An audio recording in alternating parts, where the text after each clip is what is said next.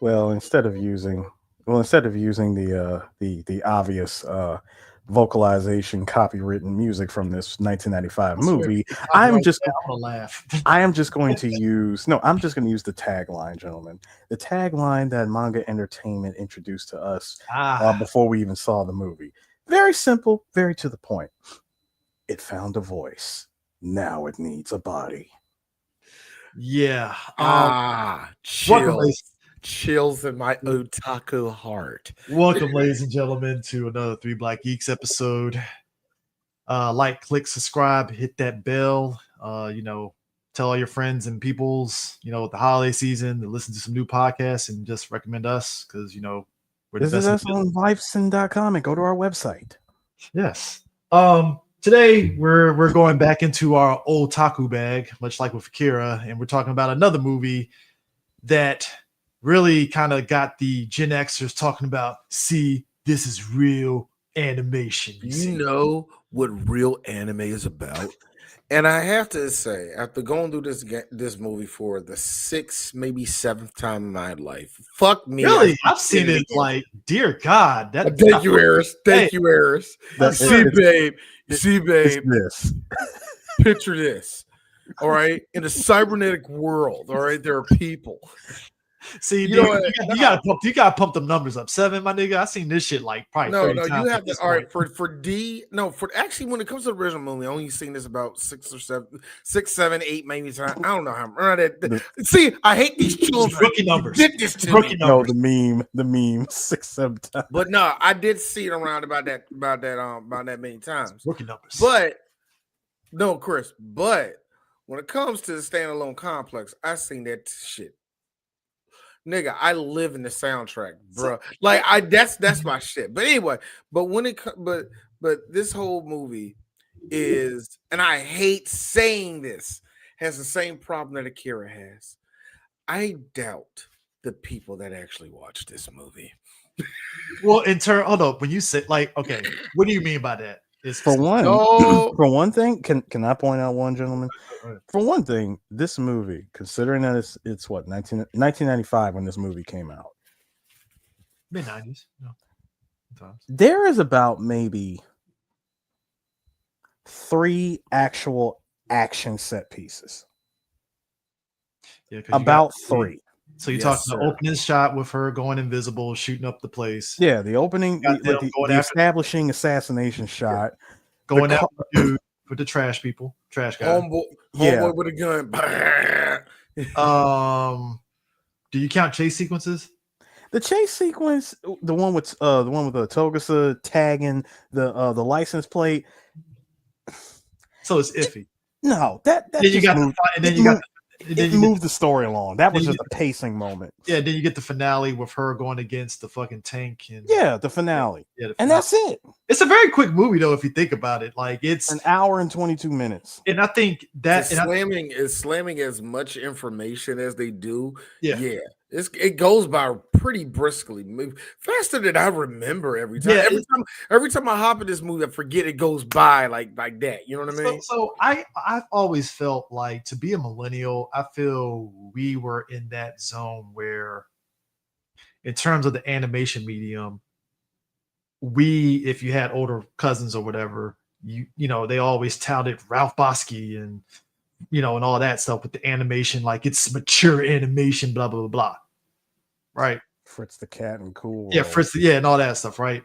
Mature like- animation. It's Yeah. like heavy metal. There's just boobs everywhere. But then, like for Not us, for kids, definitely not for kids. But for us, we have like Bloom, obviously with those movies, American Tail, that Oh, kind the of Don Bluth movie. yeah, Don Bluth movies where they had a mature sort of angle to it and stuff. Man, That was they more- it was didn't more- show no. They No, barely that was had more blood. so- No, No, that was no. I know where Chris is coming from, and Chris, you're more so. That honestly really lean more towards Gen X. Secret of Nymph. Yeah, Secret of Them, that kind of stuff, right? But like for me, the mature stuff for me was stuff like Batman the animated series and Gargoyles, Yes.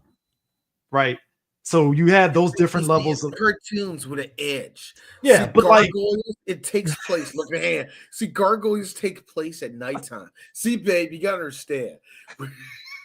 his name is Goliath, you see, and he's His name voiced is by Goliath. Chief David, you see. Yeah, Black see, excellence. he also has a guy named Brooklyn. I think the other guy's name, like, Bronx or some shit. But whatever, man. Like, see, By the end of it, Goliath learns to love.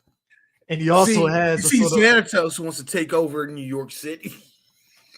Xanatos is the greatest villain ever. Look, manga wishes they had an eighth of the charisma of Xanatos. All right, let's be real. It's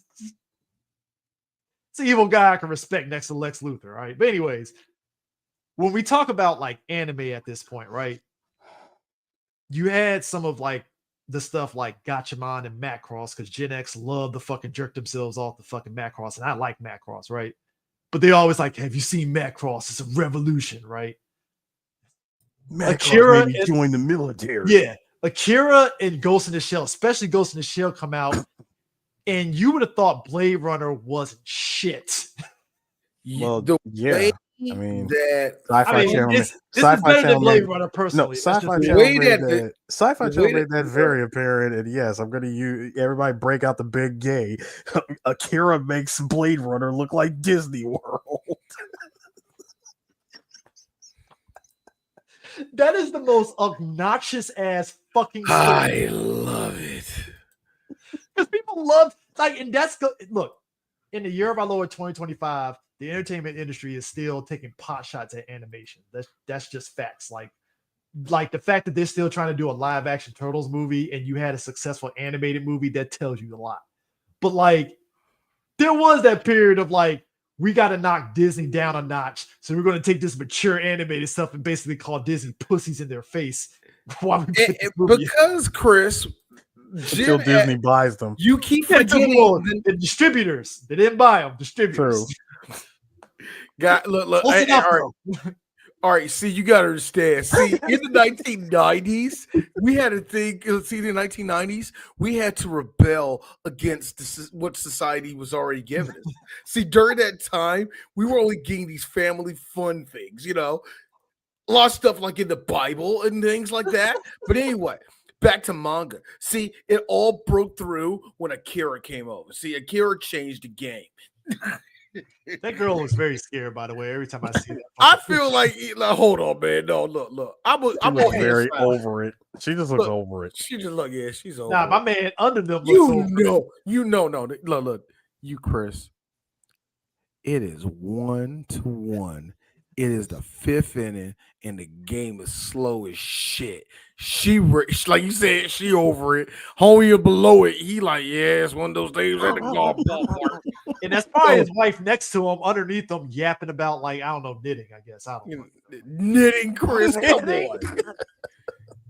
Come on, Chris. It's like a real world issue that they have. She has a pot roast. Ladies and gentlemen, we are showing our age. We're talking about pot roast. Crazy. No. I'm talking about Wendy down there with the gray hair. She's the one with the pot roast, not me, nigga. Look. I hate it, but because in the 90s, it was Gen X was really about rebellion. See, the 80s was really about excess and cool shit and all the rest of that. Everybody got money and blow and all that. The 90s, it was like, look, man, the Berlin Wall. Look, I hate to do it again. You see, the Berlin Wall came down, right? Anyway, but the Berlin Wall came down. Everything was about rebellion, coming together. See, AIDS was the thing, so that was killing us. So we got to come together over that. I will say this: where millennials get our starry-eyed shit is seeing what Gen X did during that time. Yeah. Because when we were kids, Gen X was eating up on that shit. They was really legit about fuck you. Mm-hmm. We're doing it our way. And we ate up off that shit. And a lot of the what people consider kumbaya shit that come out of millennials, it was because we saw Gen Xers do it. And Gen Xers like, you guys are a bunch of but the thing with Ghost in the Shell, it is kind of amazing how, like, I remember because again, I watched Ghost in the Shell, and obviously we're childs of the 80s, so I had seen Blade Runner before I seen Ghost in the Shell. But I even to this day, like I like Blade Runner, but it's still kind of like I'm not one of those people that's falling over themselves with Blade Runner.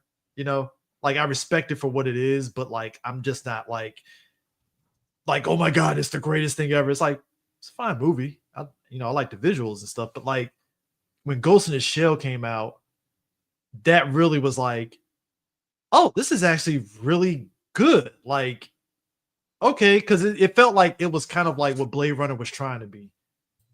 And I felt Ghost in the Shell, which obviously they took inspirations from Blade Runner, but it felt like a very fully realized sort of like what I would think the future would be. Well, the OG manga that this movie was pretty much based around was from 89 to 91. Yeah, that makes sense. When it comes to cyberpunk anyway, you have to have there's always a theme. What's the theme of it? And like I'm just going to give an example of the video game. The video game is about decay, access, and how how everything is like how you see the urban sprawl, everything is dying. People are just super violent or whatever. You see the reaction. You see how there are groups of people who don't have nothing. Why there's people, you know what I'm saying? You see why everything is falling apart. It's dystopian. Yeah. But at the same time, it's futuristic. I love that shit. I eat shit up like that. In the case of Cyberpunk, everybody ever since Cyberpunk on 2077, everybody's saying it's a black people story. If you really get down to it, it's a Negro story. You can tell a black man wrote it. You know what I mean? But anyway, but that's when it comes to Ghost in the Shell, their theme is about autonomy.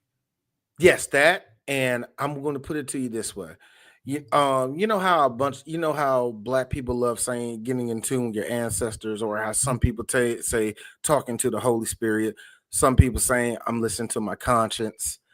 The same thing works in this. One listening to one's ghost. When humans do eventually cross that threshold of cybernetics and having our fucking minds going to something else, and are you Dwayne? Yes, I am Dwayne. I'm still Dwayne. What are you talking about? My brain is still in here. I'm still functioning. When we really cross that threshold, is your soul still there? That's what they fuck with all dual ghosts. And that's I love that. I think that's what, because I'm not okay. So this and Appleseed were always two properties where I was never big on Appleseed. Like I watched it because it's anime and stuff, but like the story just never grabbed me. Even when they did those overly ridiculous action CG films, I just never jived with that Appleseed sort of cyberpunk future that it had. But with Ghost in the Shell, I think that's, to your point, I like the concept of the whole thing of, do you have a soul? Are you alive?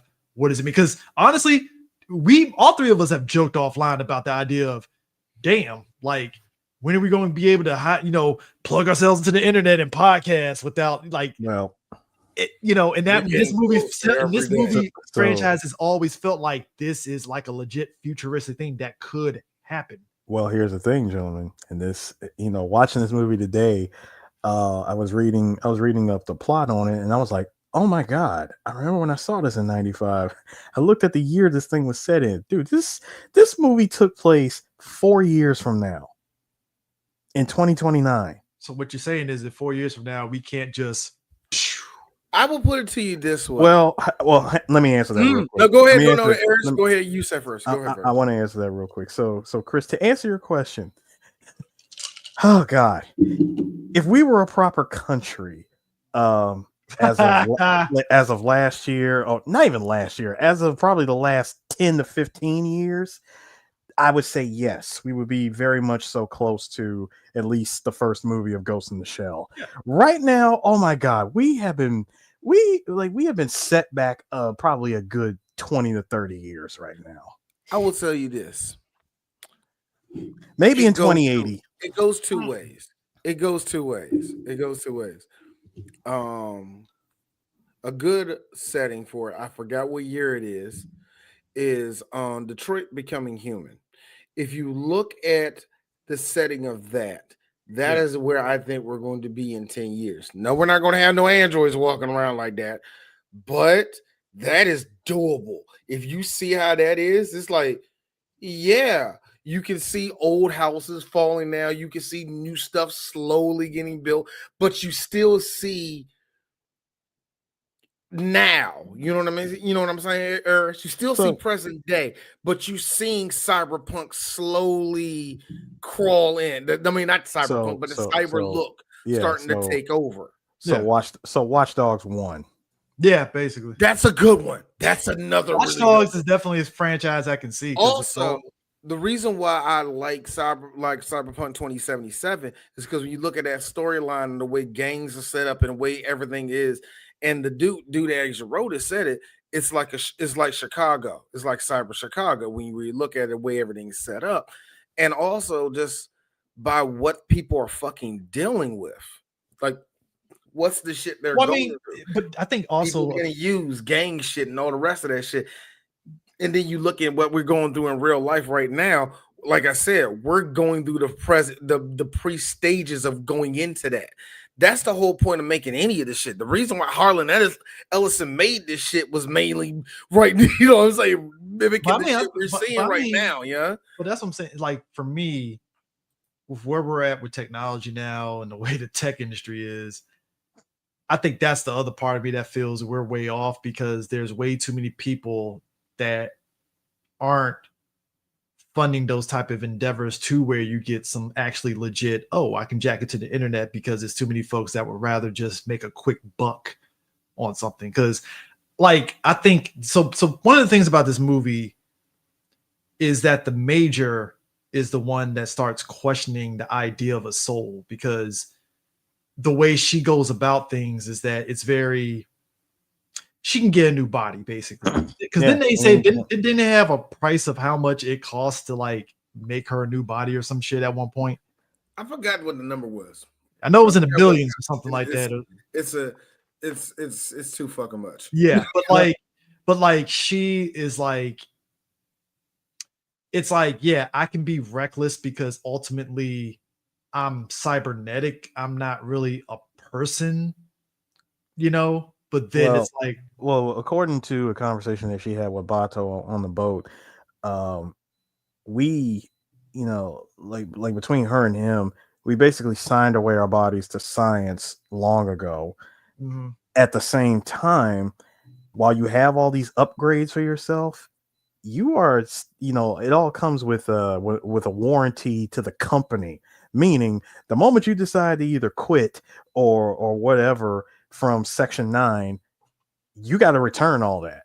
Oh yeah, it's a Repo Man type stuff. Oh yeah, that contract is very real, and that's scary. And that's the good question.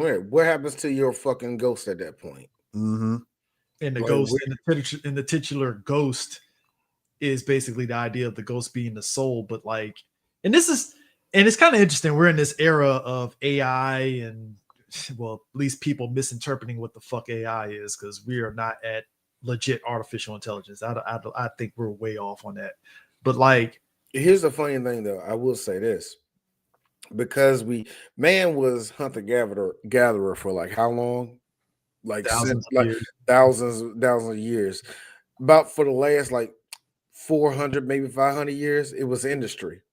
Now it jumped right into digital and computers, and jumping into AI right after that I know there's a bunch of people excited for it. Cool your fucking jets. Cool it. All right. The idea ain't gonna get perfected until it's gonna be a minute.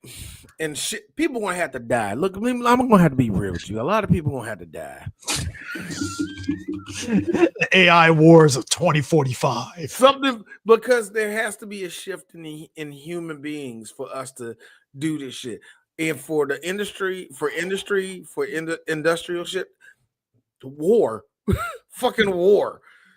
That's what really made human beings hurry up on that shit. I mean, with the digital era, the whole digital era. Well, what happened with that? The internet. When the internet opened up, that forced man into a different era. We got to see, Yeah, you know what I mean? Especially when the internet became commercialized. Oh my God. So basically, and I hate to do this. Remember when they made a big deal that like no more antennas work, we're going to digital? That's kind of when it officially actually started. Yeah, I mean, That's when the but era like, actually tripped over, man. but this is where it gets weird because like, so the movie The Puppet Master, who they're going after, is like a sentient artificial intelligence, and it starts. It does bring about a question, which is what the major ends up questioning, is the idea of like, because number one, it wants political asylum, which you're laughing because it's like, motherfucker, you're a digital being, like you don't political asylum. What the fuck is that?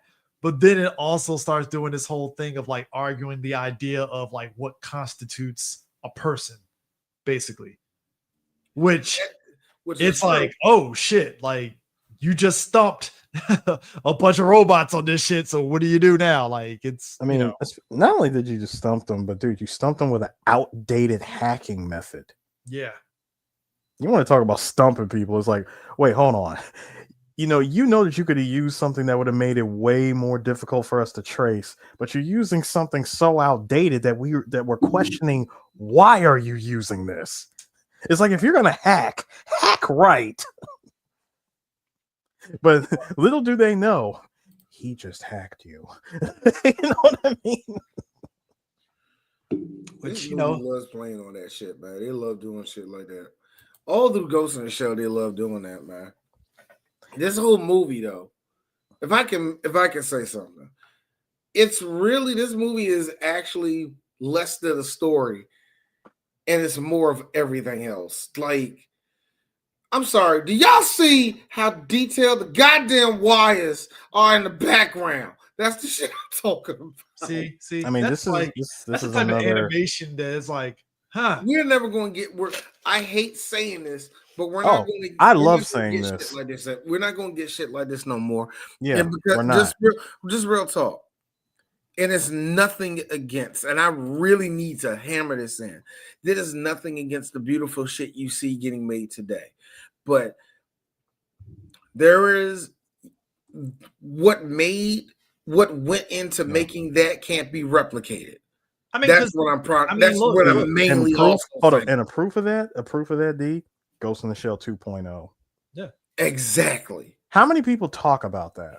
Exactly, and there are not many. And there's a bunch of people that love that story, and they still don't talk. Well, nobody talks about that shit. I'll tell you one. Because because the shit we see in this movie, the way everything is drawn, even though I'll be real, I don't like that. I don't like this model of the major because I'm a pervert. I like her, but I get it. You like standalone complex. You like the BBW. Hey, look, major. You mean BBL? BBL, yeah, like BBL major. I mean, I respect it. I get it. No, I like to call it fluctuating animation major, especially in second gig. So there's a famous episode with me and Eric was on the phone. Okay, Eric, Chris, this is great. Me and Eric are on the phone, and there's a scene where they were driving around or whatever, right? And they stop. And the Tachikoma opens up, and you see in the major straddling her seat, right? The gat, the gat. So what you're telling me is that it was the titties. I like how it's blurred. It is. Was this? Is that what you want? That's not that one. It's not even that one. But Chris, when they opened it up, they sat on her booty for a whole 5 seconds. Yes. In the words of that young lady from Memphis, you saw her moose knuckle. Yes, you did. There were several occasions in Standalone Complex, and especially second gig, where both D and I were like, for the love of God, Monaco, put a shirt on. Monaco, listen to me. I appreciate it. I don't know what the plot is because of you. Because you decided, you know what I want to wear? A leotard. walking around with that lesbian ass voice of yours, knowing it's sexy. Or my favorite one was when she was with I think was it she was watching like this young guy or whatever, right?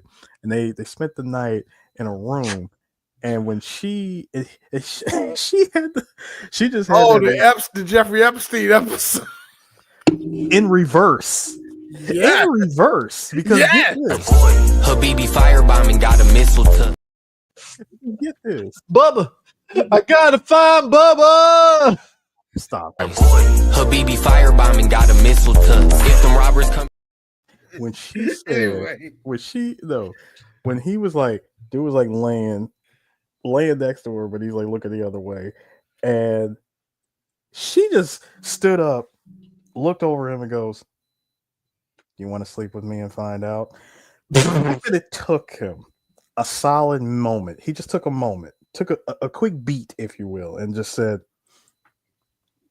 "Nah, I'm all right." He didn't know what he was gonna do with that. What he said. That was Chris. That was a young man that got slid a calculus problem. He was already out of his depth. She was gonna throw some cybernetic. So my thing is this. How do you hold on. And just to let y'all know, y'all ain't on the same level of otaku with me. I looked up, could the Major have sex, or how can she? Yes, she can. Yeah. No. But here's the thing. It's like painful. Okay. I'ma still say yes. That's all these really get. I'm just gonna say point, yes. I gotta point out something. This is a story. This is the funniest shit ever. My parents, just like any other parents, I often questioned their choice of boundaries in terms of what they could let me watch and not watch, right? Like, you're a kid. You ain't watching no R-rated movie with titties. All right, cool, fine, I guess, right? Fine. Get it, totally understand. Cool, right? Don't watch anything with a lot of cussing, but then you let me watch Predator and RoboCop, whatever. I don't get it. I'm sitting there with my dad watching Untouchables, people getting killed, but fine, whatever, right? Whatever. Okay. My mom popped in on me watching Ghost in the Shell in that opening with the body, and it was right at the point where the titties were there, and she just looked at me like, "What are you watching?" And I'm like, "Ghost in the Shell, it's anime, you know."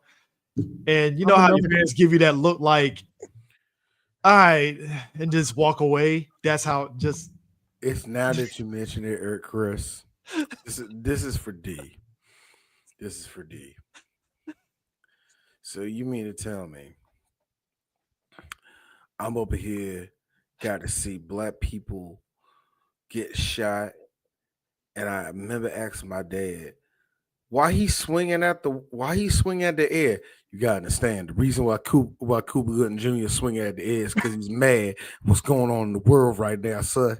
And that's how it is for black men. That dude in the background is like my uncle or some shit. I don't know. But yeah, he's like, yeah, you know what I mean? My mom walks in on this. Boy, what the hell are you watching?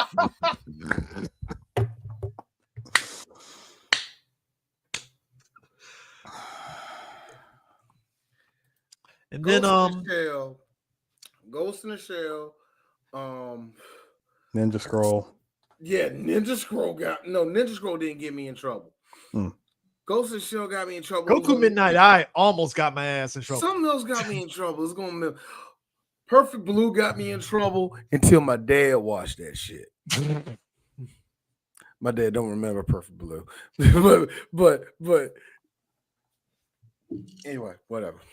So, since you brought up that particular moment, I wanted to go back to the very beginning, the moment that establishes the world of Ghost in the Shell. It pretty much introduced you to not just the world of Ghost in the Shell, but to the Major specifically. You see, in the beginning, when we see the Major really out her assassination plan, first of all, you took out a diplomat who really tried to wave around diplomatic immunity. Try to link the weapon 3 his ass. 2 out of Son, it. son, the fact that she was already hacking it and listening to the conversation and said, "Of course you would do that." Oh, by the way, Silent shots. that is something that always okay. So, out of all of the Section 9 people, I think was it Togusa is the only pure human out of that group. He doesn't Togusa, have, yeah, Togusa.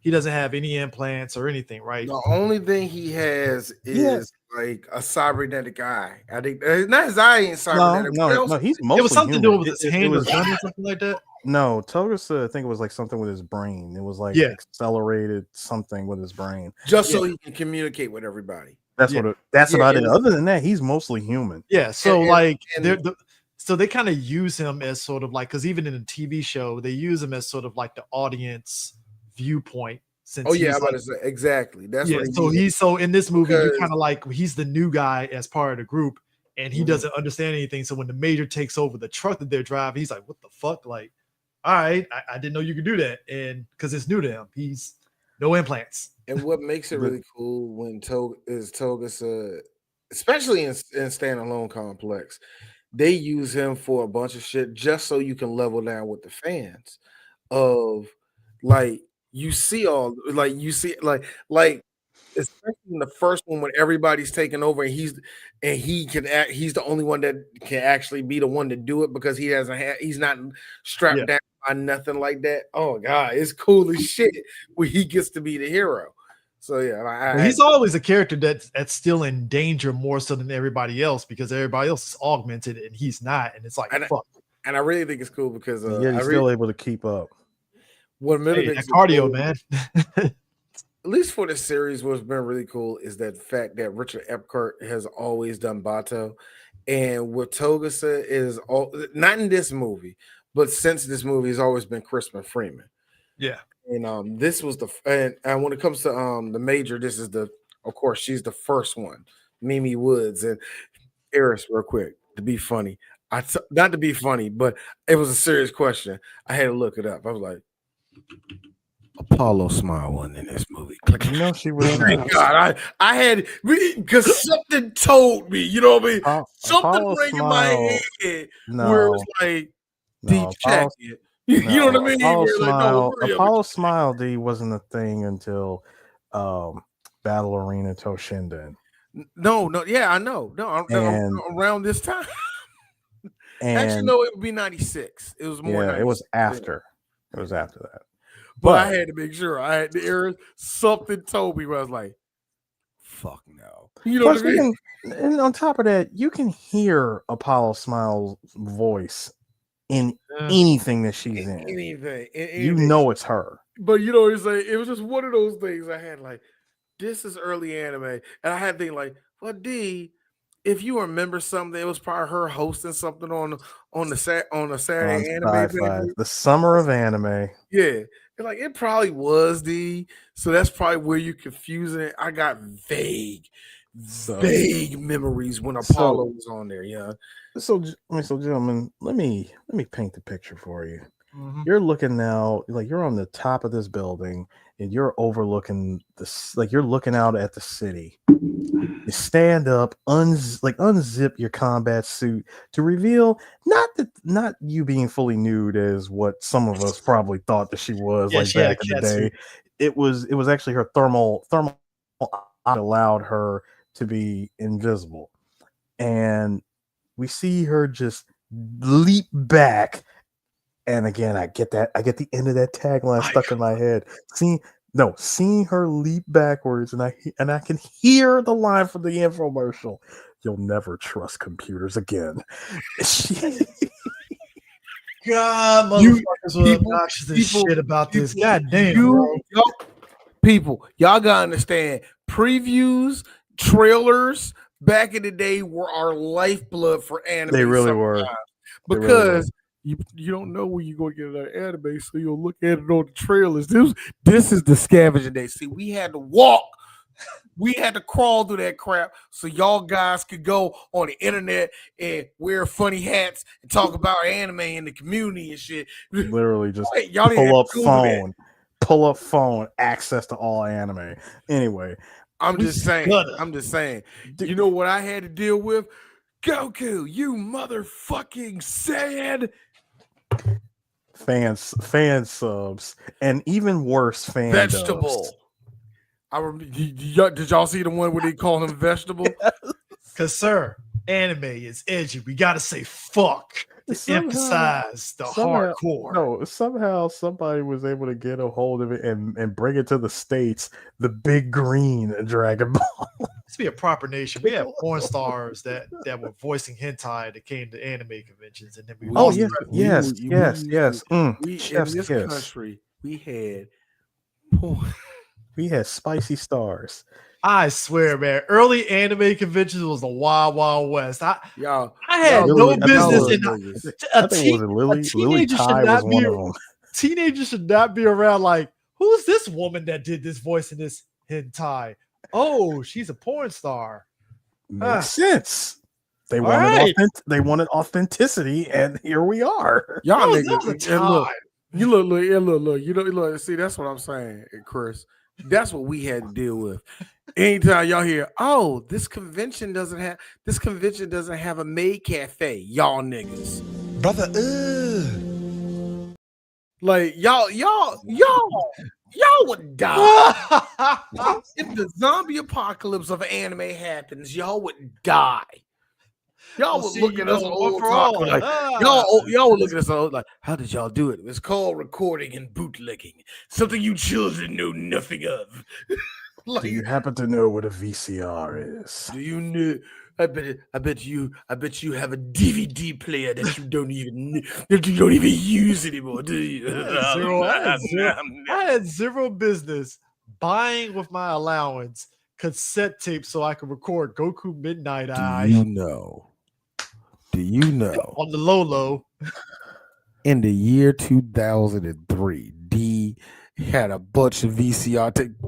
Chris Harris knows about this. When I had a bunch of VCR.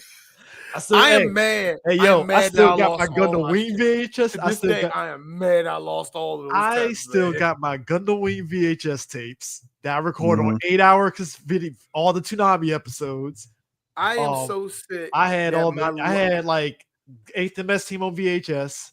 Yeah, I did. Ooh, man. Hey, look, kids. Hey, y'all. Hey, 80s babies that still got stuff at your parents' house, and some of y'all that still living at your parents' house. Check this out. If you're still lucky enough to have any of your shit, please, and I say this with true meaning, put it up, tape it up somewhere.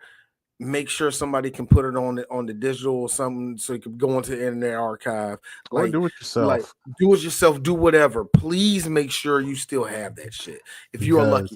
Because I had a bunch of it, and my life fell apart on 2 different occasions, and I have none of it left. So if any of you still have your shit like that, keep it. Because let me tell you something. The problem with VHS is the same problem with every other analog form of media. Time is that media's worst enemy. Those VHS tapes will degrade as time goes on.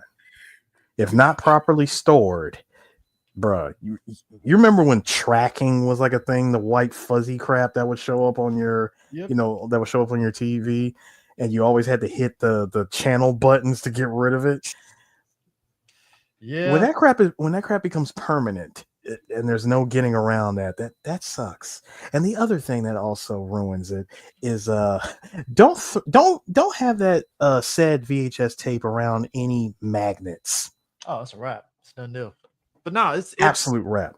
But that whole thing with the Major and all the scenes and the guy looking out and you just sees Major's eyes just. Dude, she just pulls that cover over and we just see her disappear. It's like, bro, this is like Sexy Predator. You know what I'm saying? 95. Sexy. I'm sorry, stop. Because Sexy of the cloak. Because of her cloking device. You want to know for D? You know what ruins it for D? It ain't thigh highs. They don't ruin it for D. You know what ruins it for D? Those Vegeta gloves that she got on. That just ruins it all. Gloves. Too sanitary for you, sir? Yes, sir. I gotta be real with you. I gotta be real. Hey, she a big girl. Come on now, take them off. Hey, what you doing? Listen. Listen, the accuracy though, the accuracy with that headshot. That's something else that we don't get. We also don't get that a lot in newer anime as well.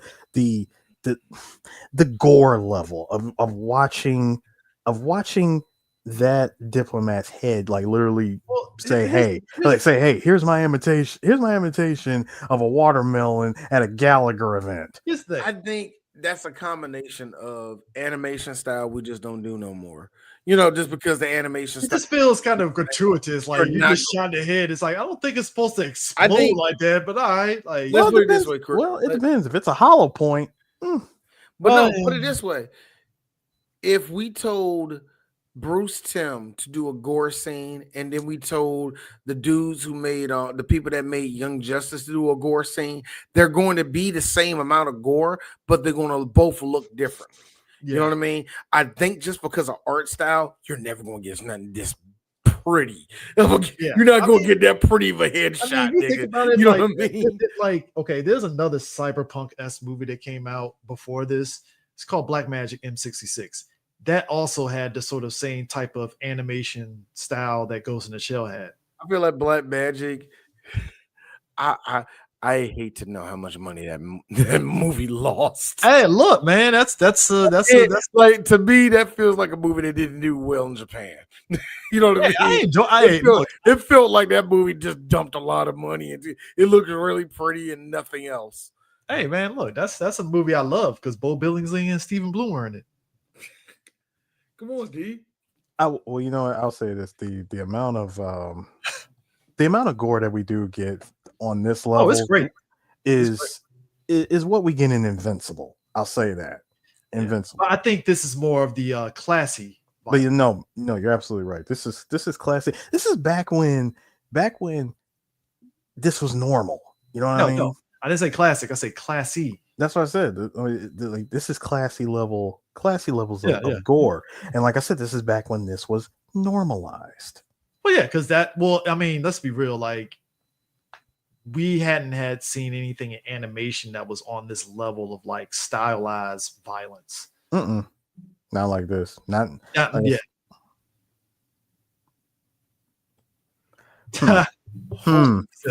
Gatekeepers 21. Panzer Dragoon. Fuck for this whole sentence, bro. Yeah. It's like could have lived off that for life. That Panzer Dragoon. But still. But no, that whole thing just like that shot, just that opening shot alone was awesome. And then after that, we pretty much get to see the company make the major, which is the name of that company is Megatech Body. But the way they do it though, like I said, it's just they actually show all the way up there their titties and all that, and it's just like, that the way the animation looks, man. Like, this has to be also mentioned. I don't think we did. Not the person who's created by, but the director. Director of this is the creator of Patlabor. And Patlabor, as we all know, is like Mamoru Oshii. That is to me, Patlabor is when you fucking with real snobs. Like, you know how niggas talk about robot? Yeah. You know how niggas talk about Robotech? You want to see two otaku masturbate? You like Patlabor? I like Patlabor too. Oh. Do you like did you love the political machinations of Patlabor 2, the movie? It was great, man. But you know, if you do militarize the police in this fashion, what do you expect the consequences to be? I mean, we have hours to talk. like, here's me. Y'all want to watch Dragon Ball or something? Like, shit, nigga. Patlabor is definitely like bring it up, Jesus. Because Patlabor, it's like you got the movies and then you got the TV show, which was leaning more on the comedy side. So like the movies, they did kind of the movies. On the other hand, it went from like, all right, the first one is very whodunit, but we still get the wackiness of the characters, to political drama, and the third one was monster movie, but still drama. Yeah, so it's Yeah. The whole creation of her body and just everything else. I And it's don't like, remember. Here's the funny thing, Chris, help me, or in you two eras, because I know you watched Standalone Complex. I don't remember hearing Megatech's name ever since then. Have they been named that I just kind of forgot? Please tell me. Please tell me I just forgot. I'm trying to remember if they Because when used, when I heard in this movie, I didn't think about it, and I'm thinking about it now. Did they ever mention who made her? Because in Standalone Complex they had different stories. I think it was almost a different story because remember they knew It was definitely a different story because the thing that remember I she knew remember, where she came from. she knew where she came from. She remembers her time when she was a Mhm. child and she didn't Exactly. have like full control, like full muscle control. And remember, she broke a doll when she Yeah. was in her younger Oh. body. Also, Oshii did another property that basically was drama. Jinro the Wolf Brigade, which kind of had this idea of Wolf Brigade. Yeah, You so did do basically that. the whole idea of it I is never seen it, but yeah, it was basically that's his anime. That's that animation, nigga. so it was basically what if the Nazis won World War II and Japan bucked back against Nazism and stuff, and it kind of turns into this sort of fascist state with this police force called the Wolf Brigade and stuff.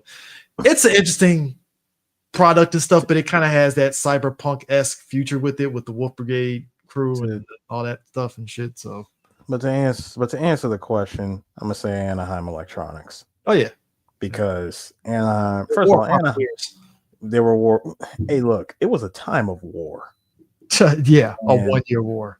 A 1-year war, but then it continued into the Neo War with Neo Zeon. I think with Megatech, it's on the level of is that a Mercedes? Is that a Mercedes or is that a Volkswagen? Oh, actually, yes, it's a Volkswagen. It's like that. It's not. I don't think it's nothing major to be put on. It's just where you came from. That's just the manufacturer. It's nothing. There's no big storyline behind it. I'm kind of just thinking it's kind of like that. So there's no moral gray, or there's no moral gray like motherfucking Anaheim. Like whoa. We just made it. We ain't tell you to shoot nobody, nigga. Like you like it ain't like that. You know what I mean? But it's like, yeah. But, So that's I what like, I'm trying to say.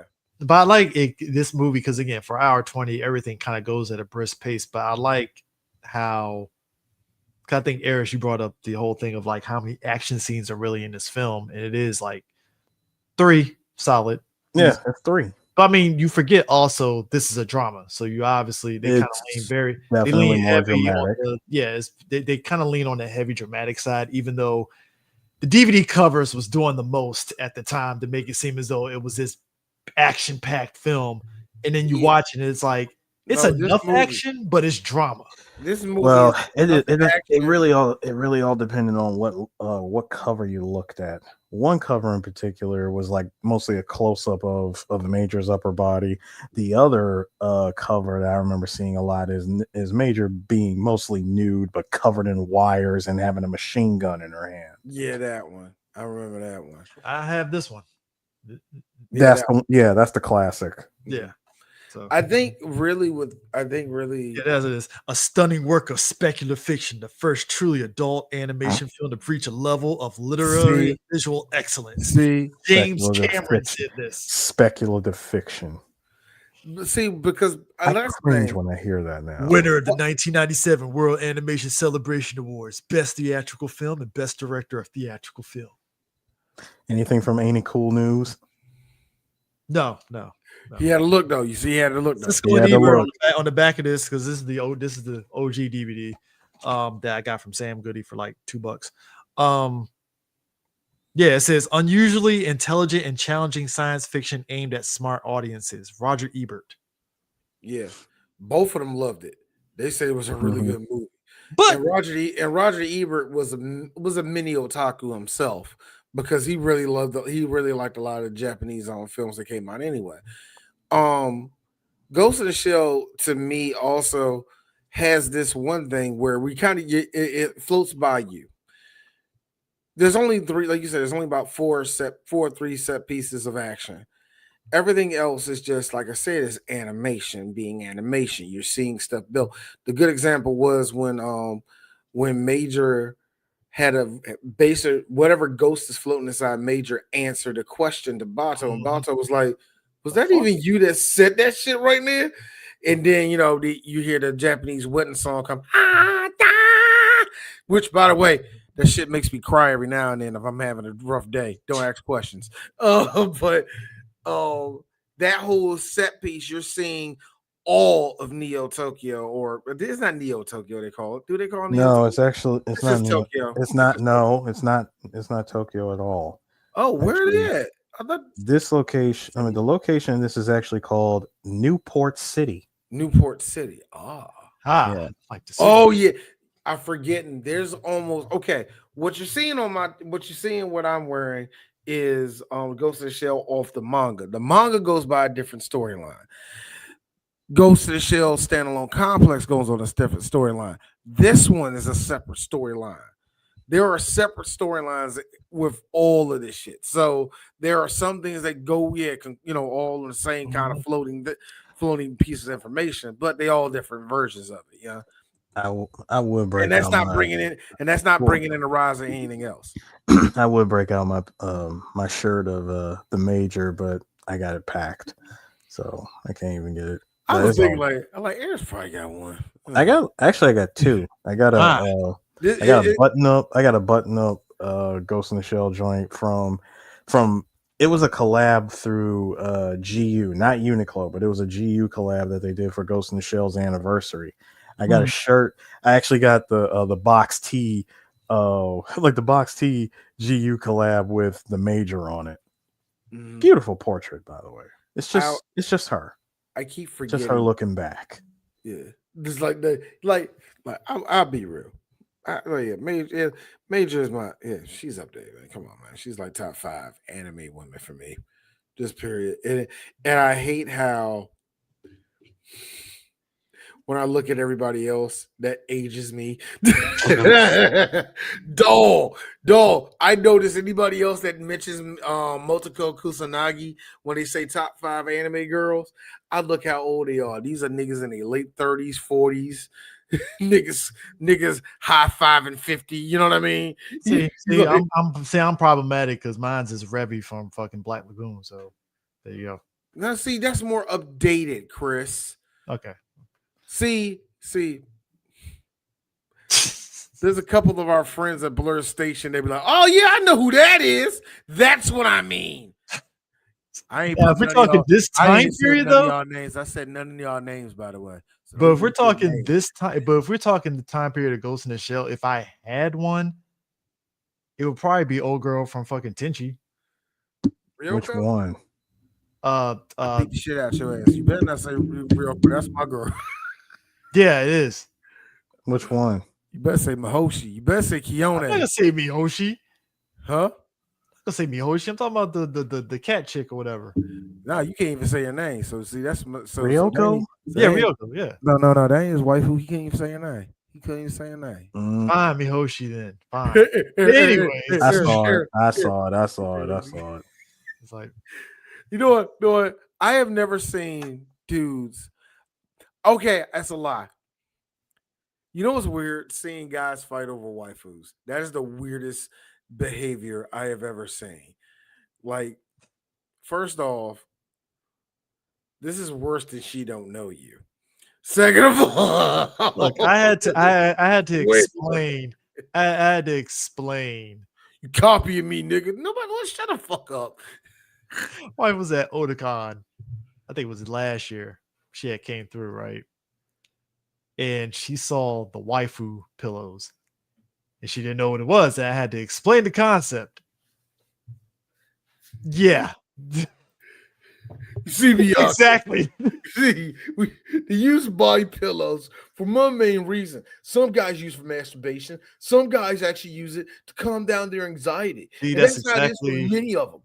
That's exactly how it was. Minus the grabbing of the neck. No, that's exactly it. No, Chris, you grabbed her neck and she did the black woman thing where she solely grabs it and she just like pulls.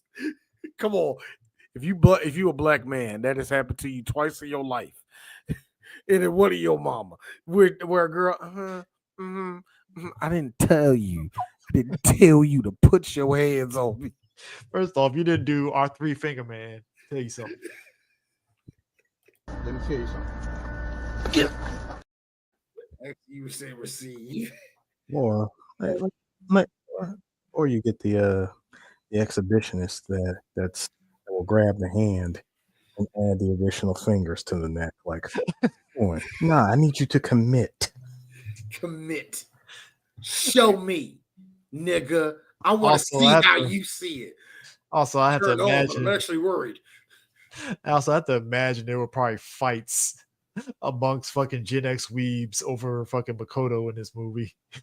I don't want to. Like, look. We gotta stay. You gotta stay in Gen X weebs. Gen X weebs would battle over who knew more Monty Python lines. So yeah, yeah, there were battles over seeing this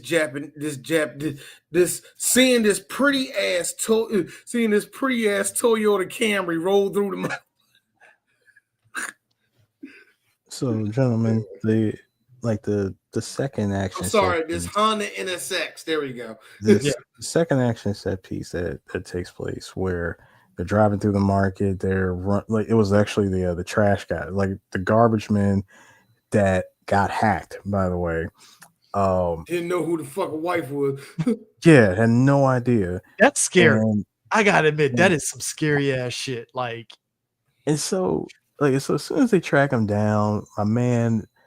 First of all, who would ever do such a thing?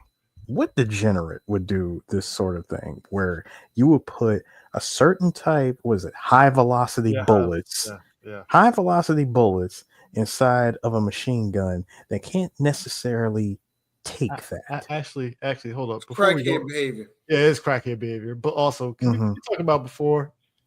Sure. When my man is driving and he's waving his hand, hey, I'm like, bro, are you blowing up the spot? What are you doing? They're right here. I like it because you see bots are like.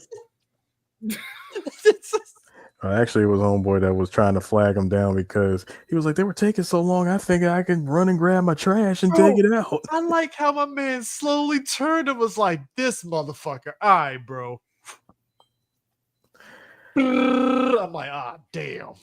And I'm just thinking, I'm like, so how long before he runs out of ammunition because he's being very generous with the bullet flying. Dude, I love how it was kicking his ass back when he was shooting. Oh yeah, to me, the best shots of animation in the 90s. The bracing of the leg, and you can see the muscles in his leg when it's bracing.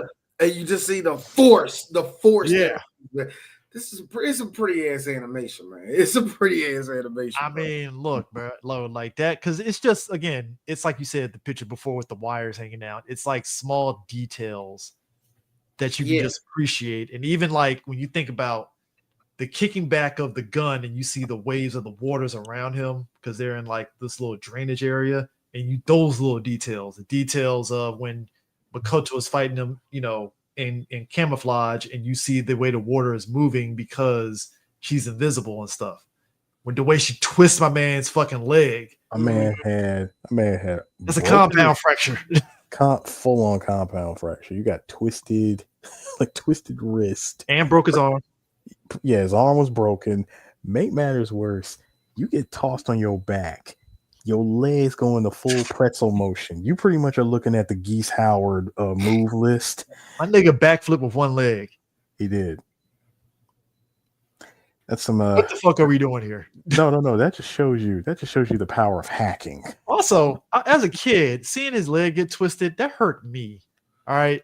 Because hold on, when you see the pretzel motion being put on display, leg is done. You are done. That is it. You're not walking anymore. It's more embarrassing than that. It's the pretzel motion followed by the additional broken ankle. It's like, well, look, he had a subscription to running, and he didn't pay his $25.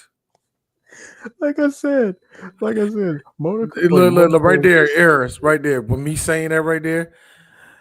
Remember when I said about how everything is dystopian and how it connects to what we're dealing with in the real world, and just imagine that at its major decay. and you be like, yeah, cyberpunk shit, isn't it? Bro, I want people to understand Like I something. said, when we You gotta pay for a subscription now if you buy a printer just to print some shit. Ain't that a bitch? That's a bitch. like I said, when the major You don't go down to the Staples. Keep going. when the major had said, so this is how the deadly rave motion is supposed to be put Nigga, together. Literal. It's like Bob, Bob, Bob. Only thing that's missing is her doing like. I'm just saying, my man was folded up and still got the additional broken leg. I'm like, you already twisted his legs up. Why break the ankle? When he did the 8 backflips and they did the close-up shot of him looking like, I just want this to be over. Yeah. Listen, once the gun was out of the hands, it's like, bro, just stop. Why she have to give? Why she have to give him the invisible fucking 2-piece though? Just I'm gonna say no. It was over. It was over when he took that motherfucking roundhouse. Yeah, the roundhouse kick. That roundhouse kick that ended him. It's the flipping every time, just like. Oh yeah, the third, bro. Hold on. Then you bring. Let's just be real. You brought a knife to a cloak and device fight. Yeah. Like, come on, bro. Like, son, what are you swinging at? Here you go, Major. Your tits are out. I know. It's breezy. I like how Bato was actually Bato was I forgot he was actually modeled after I think he was modeled after Schwarzenegger, I think. I wouldn't be surprised. I forgot. I thought there was somebody he was I blanked. I gotta be honest with you, them cybernetic eyes used to creep me the fuck out when I saw it. I will say this. That's the thing that makes him so freaking iconic is his eyes. Yeah, because when they gave him the suede hair, when his hair swayed back, you still saw those eyes became more prominent and became more of his look to me, and I love it. Also, gentlemen, the other thing that makes him even more iconic, looking back in retrospect, go back to the picture again. Mm-hmm. Gentlemen, that is the Japanese voice of Solid Snake. Oh, nice. Really? Yep. Nice. Awesome. Yep, that's him. Dude's been working out in the gym. One of the things, one of the things that I also love about cyberpunk setting is like what? That is a good one. Not Schwarzenegger, more Dolph Lundgren. See, I was thinking Dolph too. I was thinking maybe, but I don't know. Now the one thing it was the mid '90s. Now, the one thing I always loved about animation eras was things in the background. Disney movies and anime I used to love how the background always looked. And the one thing I love is, like I said, the whole cyberpunk setting. I love how I can tell that building is actually filled with people, but it looks like nobody has taken care of the place outside of it. I love how that looks. Here's the kicker. It looks like that. It looked like I know it smells like piss in that motherfucker. You know what I mean? Personally, I would love to see just an animation cell. Just this shot alone, I would love to see an animation cell. No bullshit, yeah. But I think it's what's kind of crazy. You have to appreciate the time that went into making this shit. It's like that, and I don't say this, and I mean it. I don't say the shit on animation now, but fuck me. When you could tell there was 500 people working on animation, you can tell 500 people were working on it. That was some cool crap, man. I'm glad we got to witness animation during this. But here's the just being real, because we might as well get the elephant out of the room. I think that's what makes it weird when we watch that fucking goofy ass live action Ghost in the Shell movie, and Bato in that movie. It's like it looks off.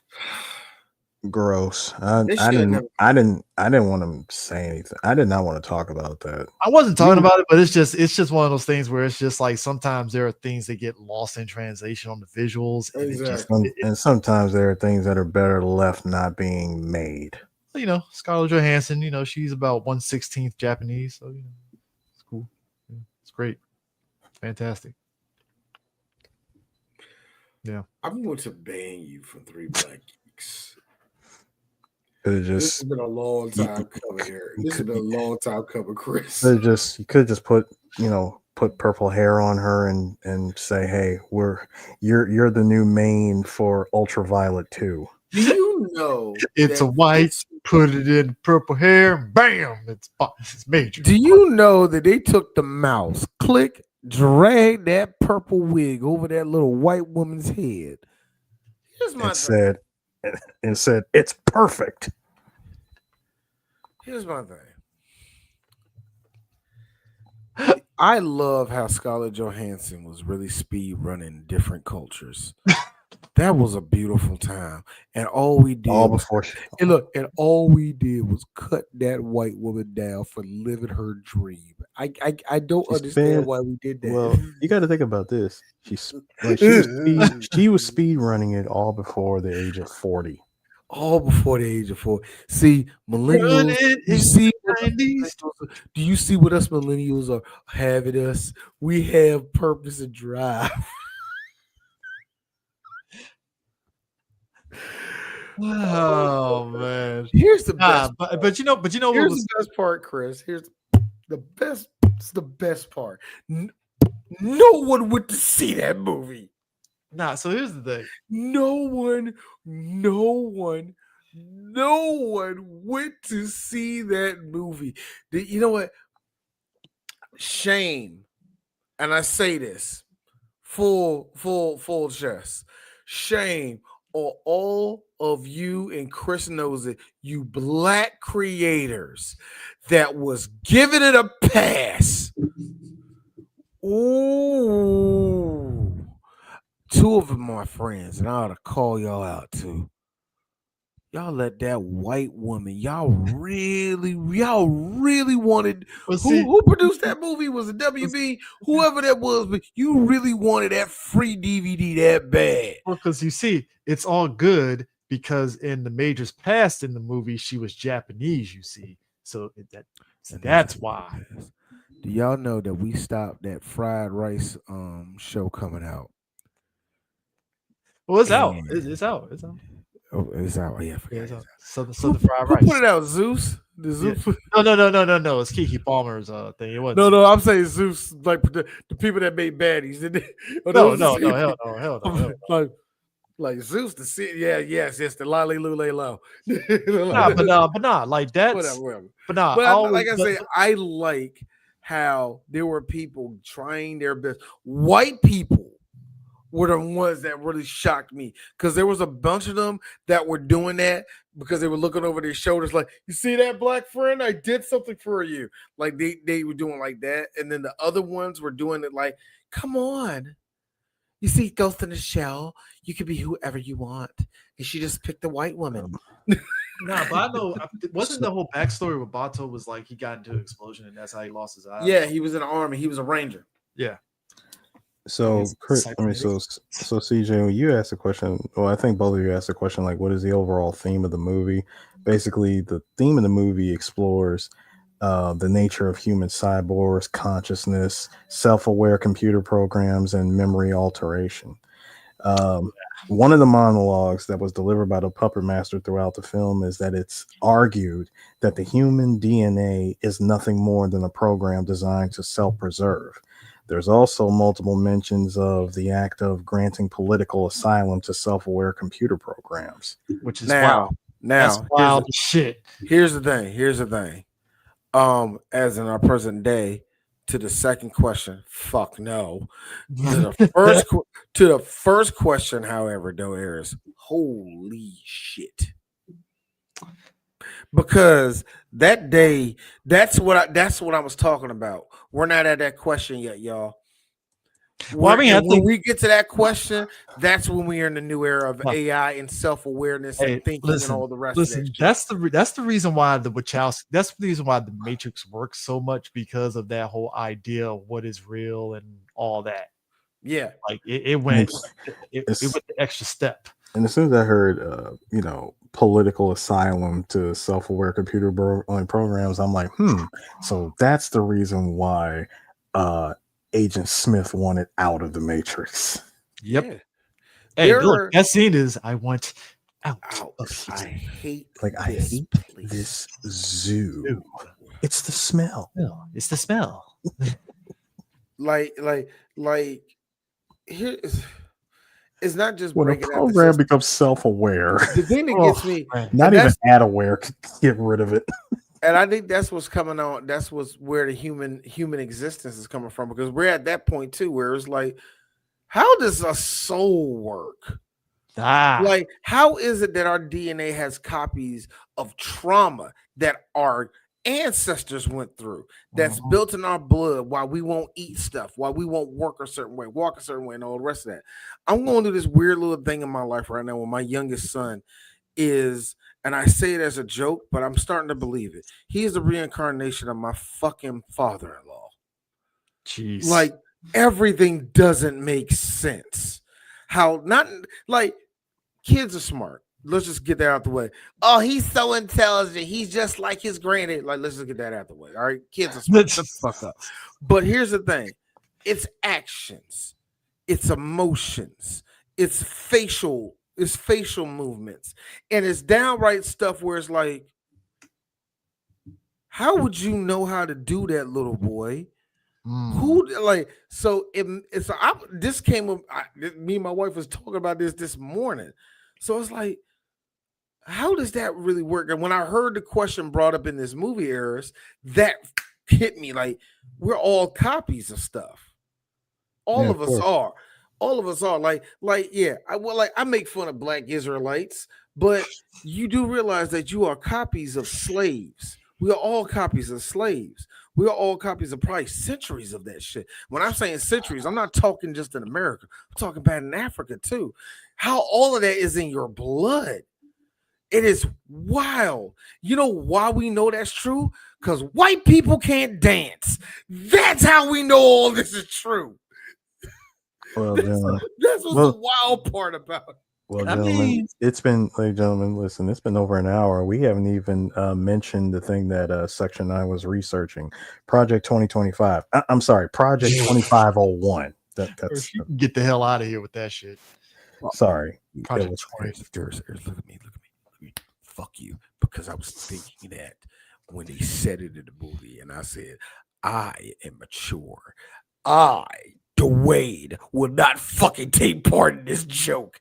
If I'm you just can saying, say like, it, no, hold on. If look, Eris, if you But can, I if you will. can, hey, look, if you can give But me I shit, will. if you can give me shit for 9/11 jokes, where you And I'm going to continue to you do listen that. here, Bucko. You First listen off- here, Bucko. First off, don't bring up 9/11D, because I still remember that video that you posted up about Blueprint on 9/11. Oh god. Look. There's a conspiracy. We just failed to see it. Anyway, Where Jay-Z My- calls 9/11, hence why Blueprint My- sold a platinum. My point, I have gentlemen, no proof, but my point of this, gentleman, is like 2501.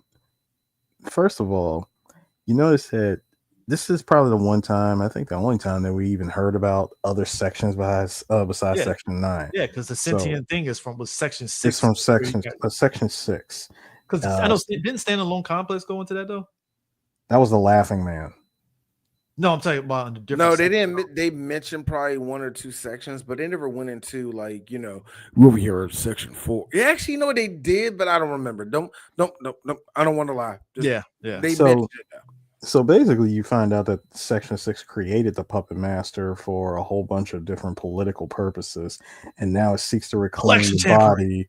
Stop it. And now it seeks to reclaim the body that it currently inhabits. Again, it Which is found a weird voice. because- Again, as I said, it found a voice. Now it needs a But body. here's the thing. This is- Eris, and this are is- you going to deny he or she a body? It's they, them, sir. It's this, sir. They're all clankers to me. Eris, Sir. I'm sorry. I'm sorry, It's Eris. called 10012. I am not going to say the B, that particular B word. That's funny. That's funny. I am I'm not. sorry. Chris just did a funny. That was He funny. did. He did. And the fact that you added a 2, that just, two. Got to throw a little Because we're razzle dazzle in there. different. We don't have to go by ones and zeros. That's some gay shit they would say. That's some gay shit they would say. Nah, but like the fact that they could just like the fact that that dude that was doing the whole thing with the phone booths, it wiped his memory of like Sue mentioned the whole thing of it, him not remembering his wife. Yep. And she's like, "Don't you remember me?" And he's like, I don't know who you are. Who are you? That happened. Actually, that That's was some scary shit. one of my favorite storylines in the standalone complex was Tokusa going through those photos. He was like, "Wait a minute, go back. Why is? Wait a minute. Where's like he was like he know like why is that different in the background? Why did that move over there? Like, yo, Yeah, I mean that what's is floating in you? but that's because think about it like this, right? Me and Sue watched a movie about one of the characters had Alzheimer's, right? The whole idea of Alzheimer's is like you just lose your memory and all that stuff.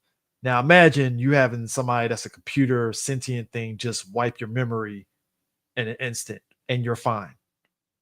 That's a mind fuck. Mm-hmm. Like, and that's scary that could be a thing that you can just wipe somebody's memory of stuff. I like you don't know nothing. You recognize a face, but it's like there's nothing there. Yeah.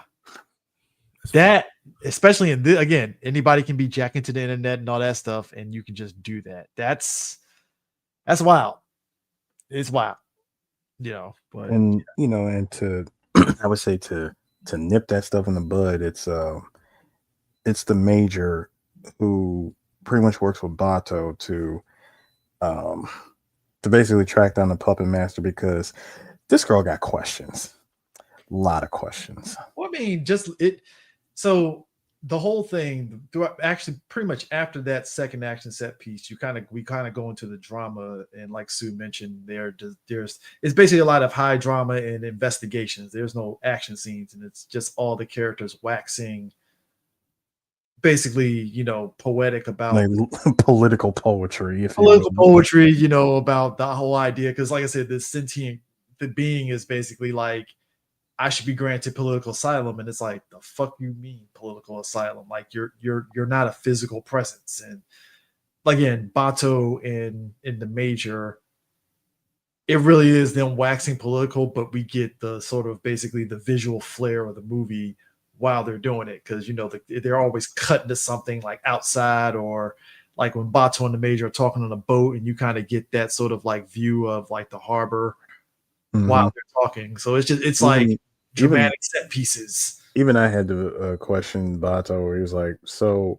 Major, what do you hope to accomplish of basically throwing yourself in the water with a body that could sink like a stone?" That's something else. If the floater mechanisms didn't work.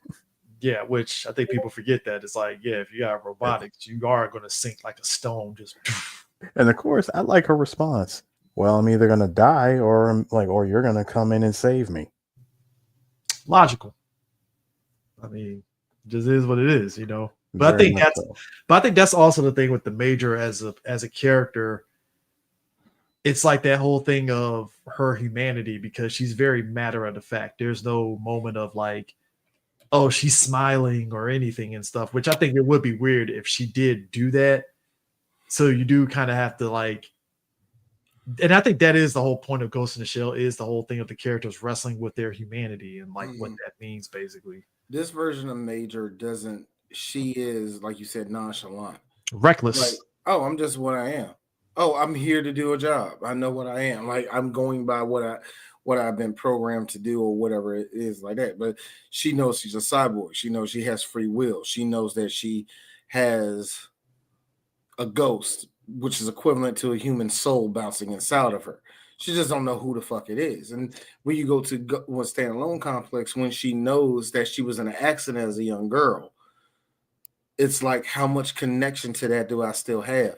And in standalone complex second gig, that question goes into overdrive, as into who can you connect with and all the rest of that shit. and identity of a nation and all the rest of that. That's why you got that weird thing with the Chinese androids that look just like all the rest of the androids, which way to go, Japan, if you're trying to say some shit.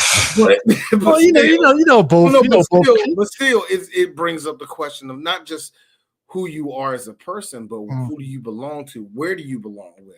Yeah, you know what I'm saying. When they made their whole little that whole little thing, which I gotta see again, when all those androids made their own little island on that fucked up, their own little nation on that fucked up island and shit.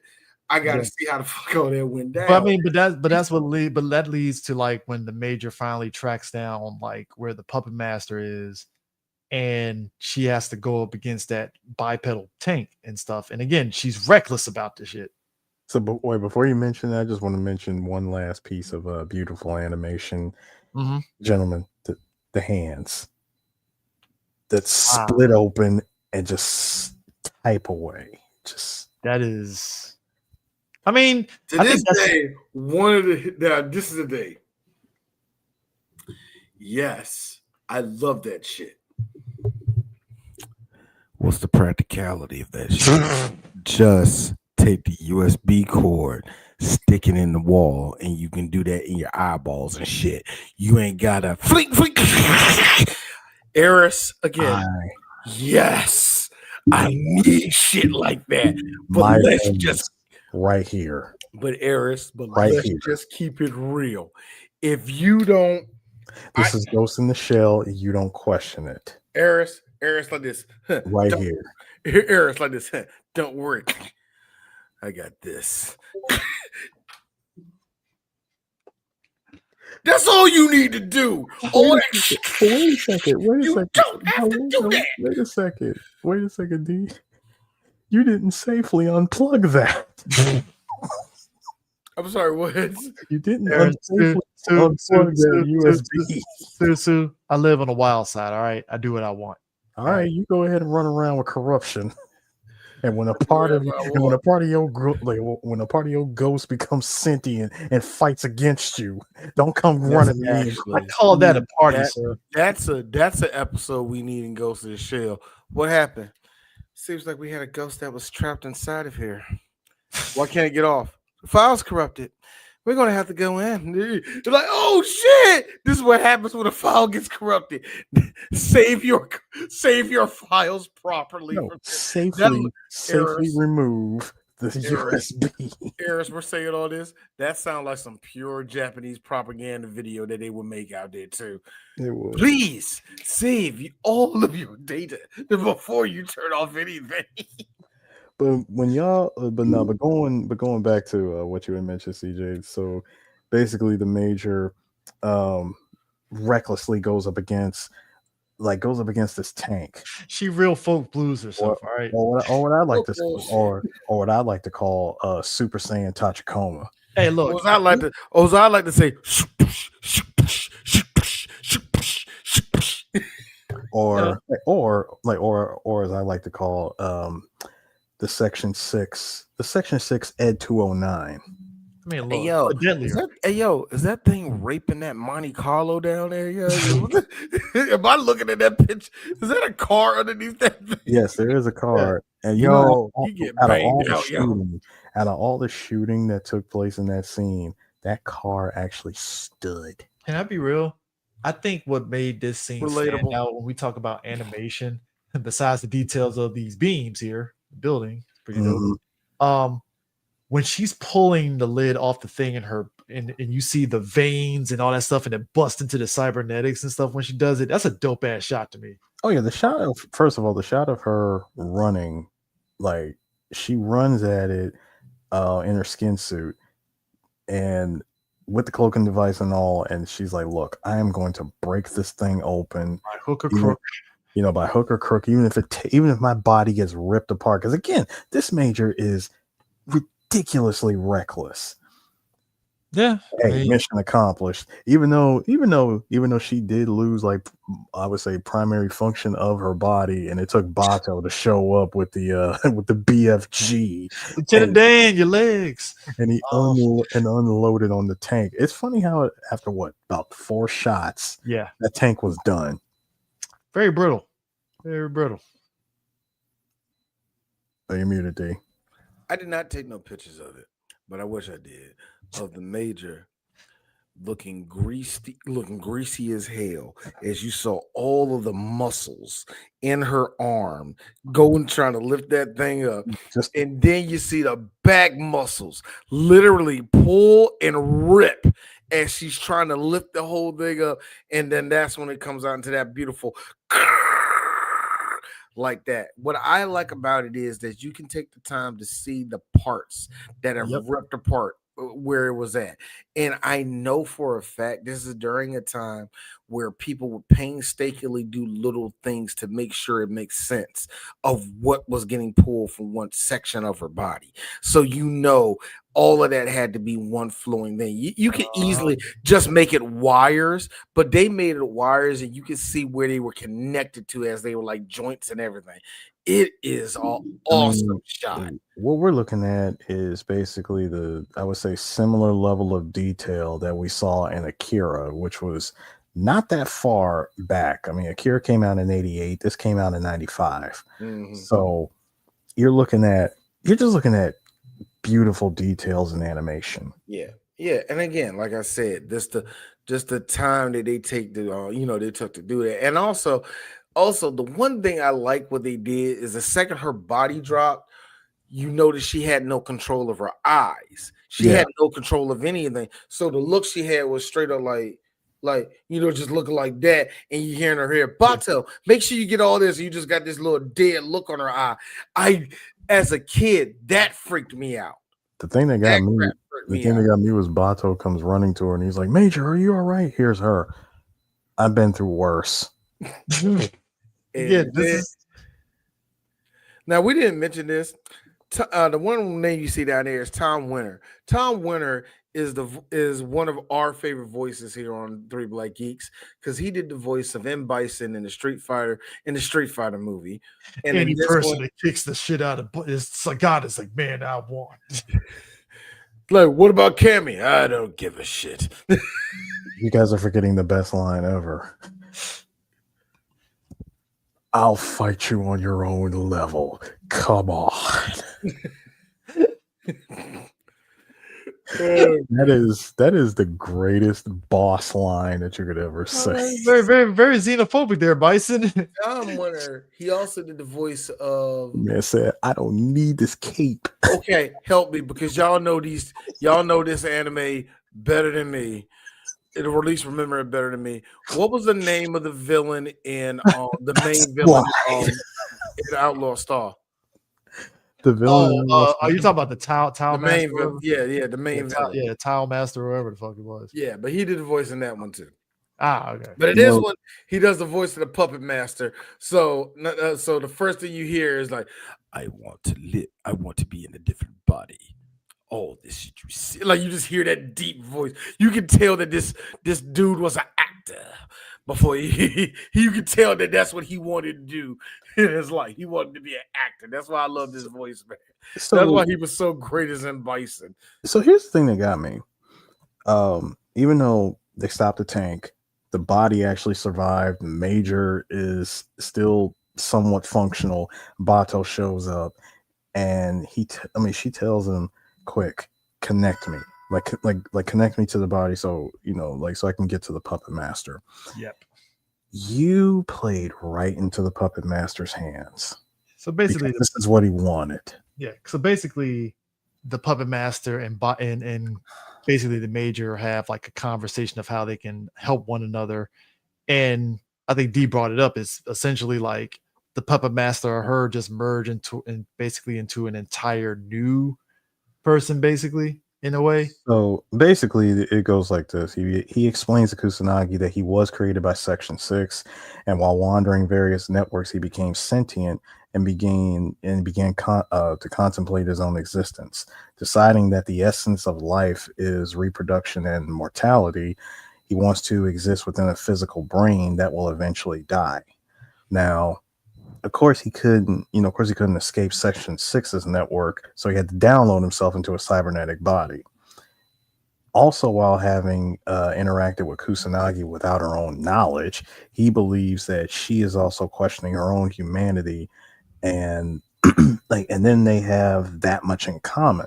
So, of course, he proposes the idea of just merging their ghosts together. In return, she would gain all of his capabilities. You know what I'm hearing with this? Peter Thiel is like, oh, Jeff. Not Jeff. Mark Zuckerberg is like, and then what she do? And then what he do? And Elon Musk is like, I wasn't listening. Can you do it again? No, wrong. No, wrong Elon. No, that's the wrong Elon. Well, of course that makes sense. I mean that's the perfect version of like a man ghost who wants to, wants to merge like with the woman ghost, minus the woke mind virus. I was about to fucking say that. They love Eric, saying Chris, goddamn Eris, terminology, you don't they? pulled that out because I was like, Eris, don't make him sound halfway intelligent. But if you Thank do, you. make I him swear to half. God. No. It was more like Did you like make him. the ending? Did you like the landing? No. I like the journey because I was like, first off, you're making him sound intelligent, but please let it be like it's a ramble where you know how he does, like, well, it's just like Elon, you don't know what this is, do Oh, you? like when he got questioned on why he thinks Mondami was like evil or some shit. No. Even with the shit he knows, like the SpaceX shit, let's I hate saying this. Let's not disrespect the man. Elon actually believes in that space. He's a tracer. He right? actually he's a tracer. Yes, he's a tracer. tracer. He's a tracer, but he's a good tracer. He knows what he's doing with that. Okay. I will give him that. It's very questionable, sir. Oh, it's questionable. Trust me. Grok just confirmed Everything else that that he's the he is- greatest dick sucker ever.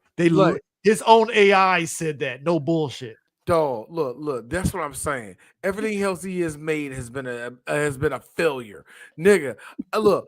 PayPal's is all a success, and that's everything else he has done has been a failure. Teslas don't even have the same output like they used to. Come on. Wait a minute. So, gentlemen, if we really are bringing this to the real world, I hate to say it, Grok is the puppet master.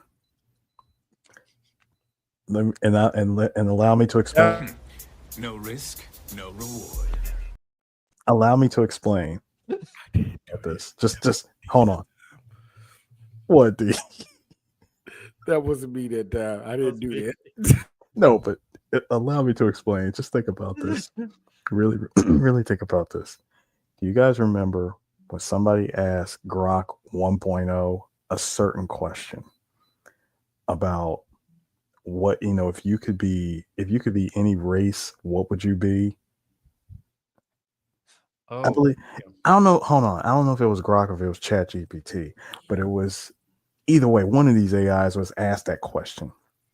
And when they said that I would choose to be black, and it gave the most detailed information and explanation as to why that they would choose to be black.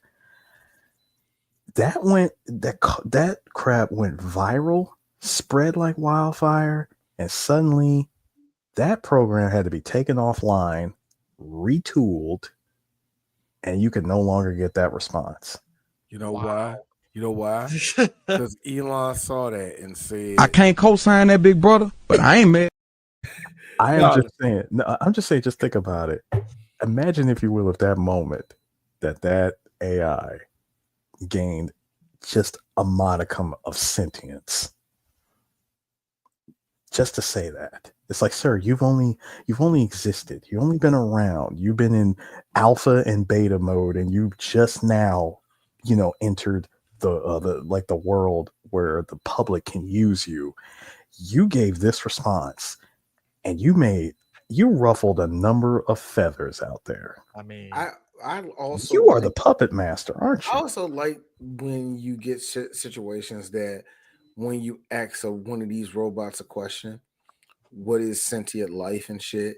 yeah. And they say, well, sentient life is this, that, and all the other, yada, yada, yada.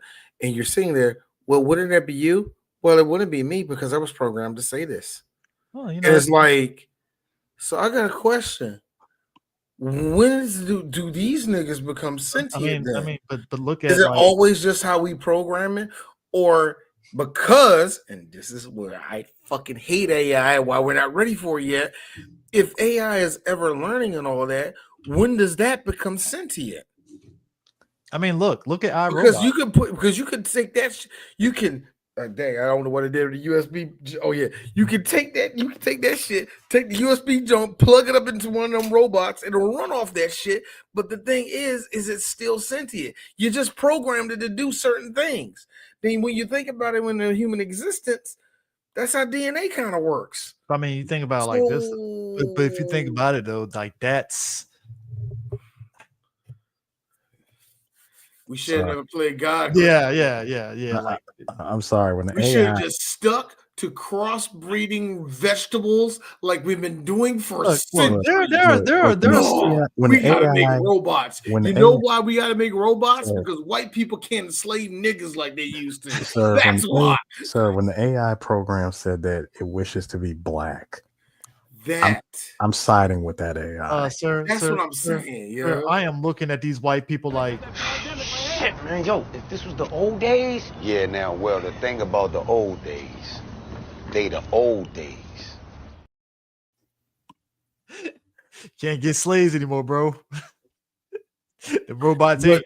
And that's what makes cyberpunk shit so cool to me also, is because when you look at the disparity of the people, you're seeing that the rich are really huddled in. Corporations are really huddled in. They have their own armies and shit like that. You know what I mean? Because we know that's like, look, I hope to God, not in our lifetime, that fucking Amazon is like, join the Amazon army. They will learn. You know what I mean? Like, I would hate for us to be in that type of world. Amazon army, bro.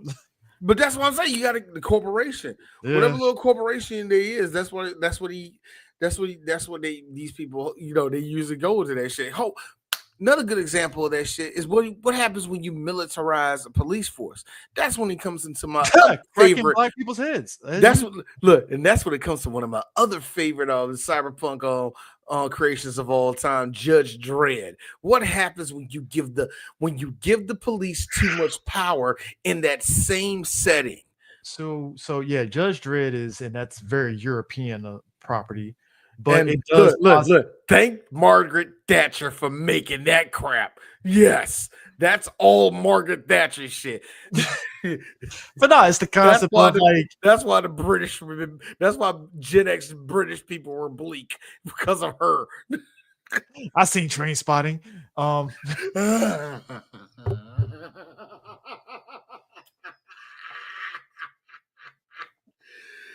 Oh God, I love it, Chris. Oh man, but anyways, beat the pressure. Insane. So Prodigy 90s. Real quick, gentlemen. We have snipers, the pull-up game from Section 6. They get to the ceiling, bro. They came in. Here's the thing: they came into they show up just so they can destroy the Puppet Master and Kusanagi's brains, just so they can cover up Project 2025. I'm sorry, 2501. Are you trying to tell me? No, Chris, I got it. Chris, are you trying to tell me when somebody asked a question and he said gang violence? Or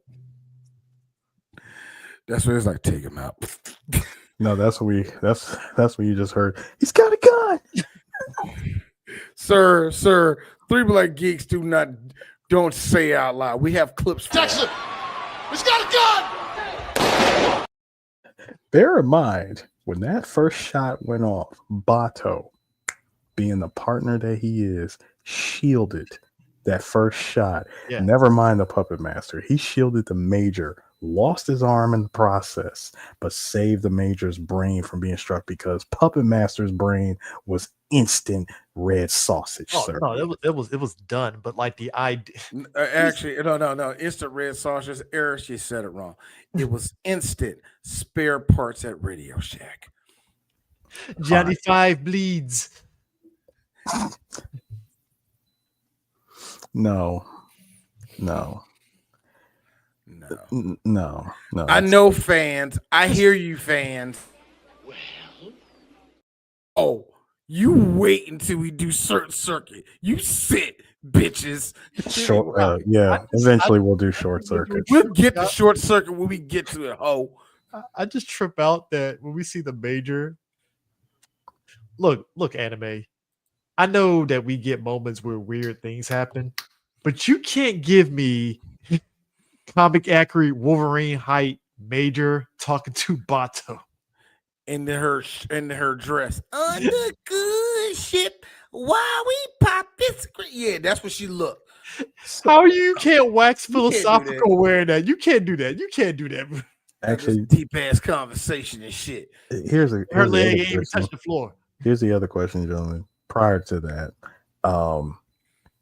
if anyone who doesn't know, if you watch Standalone Complex, there's an episode that literally recreated this moment. Yeah, because how many times does she lose her body in the show? Only once. It was once. It was what led into Second Gig. Yeah.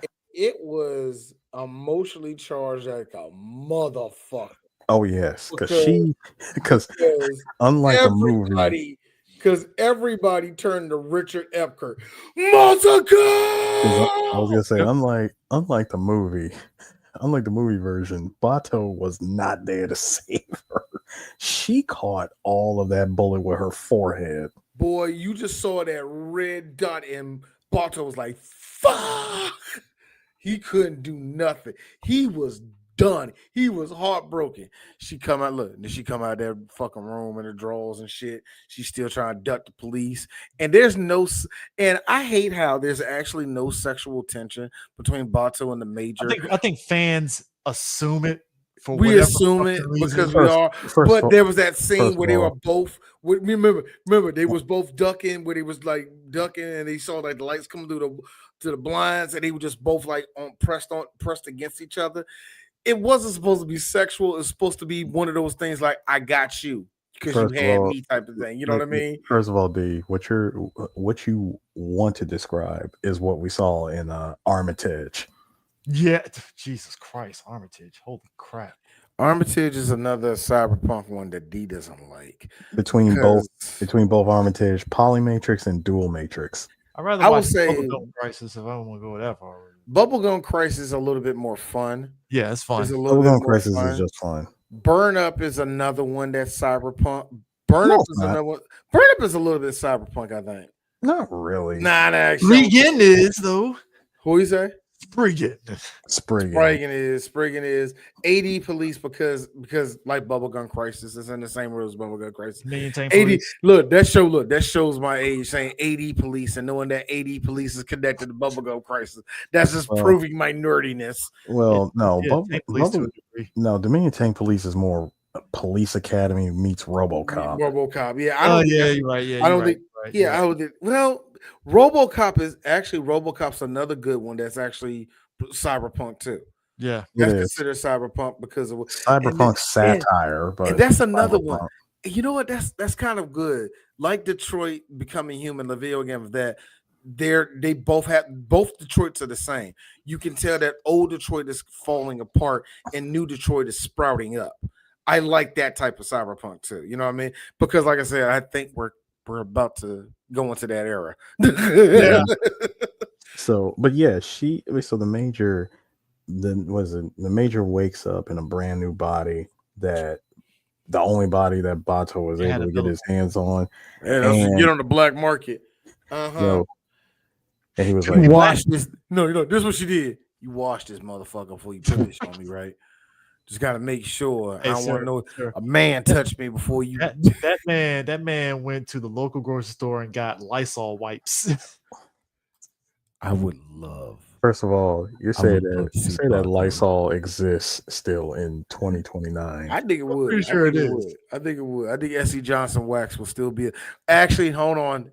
This is deep proof. No, this is deep proof. Lysol outlived Johnson and Johnson. Gotcha. No. Just S.C. Johnson. They're both the same company. Oh, okay, gotcha. But D's proving his nerdiness. Okay. See, in the Ghost in the Shell world, the Russo-American War actually happened. Yes, Russo-American War happened. So like half of America doesn't exist or some shit like that, and like a part of Russia does exist, but like none of Mexico.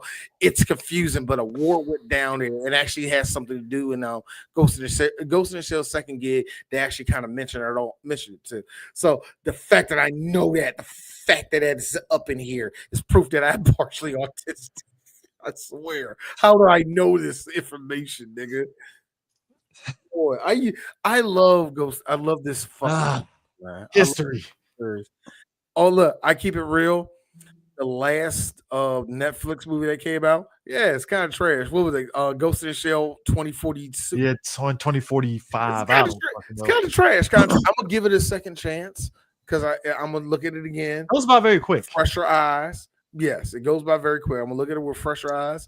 I'm a dope for Ghost in the Shell, so I'm gonna grade it on a curve, but I gotta see it again. I want to be critical. So, gentlemen, so sorry. So the Major basically, even though she has a new body, the entity that's within her is neither the Major nor the Puppet Master. It's literally a combination of the both of them, and so she promises Bato that, like, the last scene in this movie is that she promises Bato that they will meet again, and she leaves the house and then wonders where to go next. And that's literally how the movie ends. And it goes into the second movie from there after that too. Yeah, and you probably Ghost in the Shell Innocence. Yeah. He's like, wait a minute. So if it ain't the Major and it ain't on the Puppet Master, what it is, you see, this is what they did, and now there's something new. That's what happened. Yeah. That's why for some of you, you look at your son, you look at your daughter or son while you're feeding them, you go, God damn, you look like me. Or sometimes you do this. Like your damn mama. I would have to say that my favorite Motoko is actually from the PS1 game. PS1 game. Yep, the Ghost in the Shell game from '97. Wow, Eris. That's a pull. Bravo, sir. That was proving your nerdiness. So what does he win, Bob? Well, Eris, you win an authentic signed copy of the English dub of X Eyes. Look, I said at the outset when it came to this film and how it was treated, it's weird. This and Akira, a lot of the film critics, like I read that reading that Roger Ebert line, there was definitely a lot of falling over themselves. But I think it got more egregious once the Miyazaki and Studio Ghibli stuff started coming. When the Matrix came out, to me, that's when it became egregious. Oh yeah, and that's when and like anime, but and rightfully so. Don't get me wrong. Rightfully so, this anime deserves to be in top 10s. Oh yeah, don't get me wrong.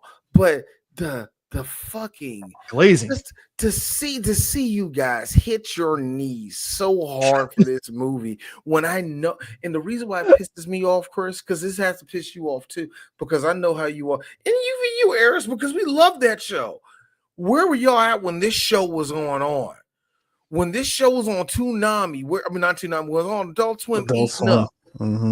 Yo, nigga, 3:00 was y'all niggas in the gym with D at 3:00 in the morning watching this shit? Exactly, nigga. That's how I feel, man. So that's the reason they weren't. But you know what? They were up at 4:00 in the morning watching Demon Slayer. If you wake up for that shit. I've been saying, like, hold on, Eris. What was the equivalent in 2000s? Inuyasha. Niggas woke back up to watch Inuyasha. 3 a.m. That shit. Niggas will fall asleep and wake back up just to watch this shit.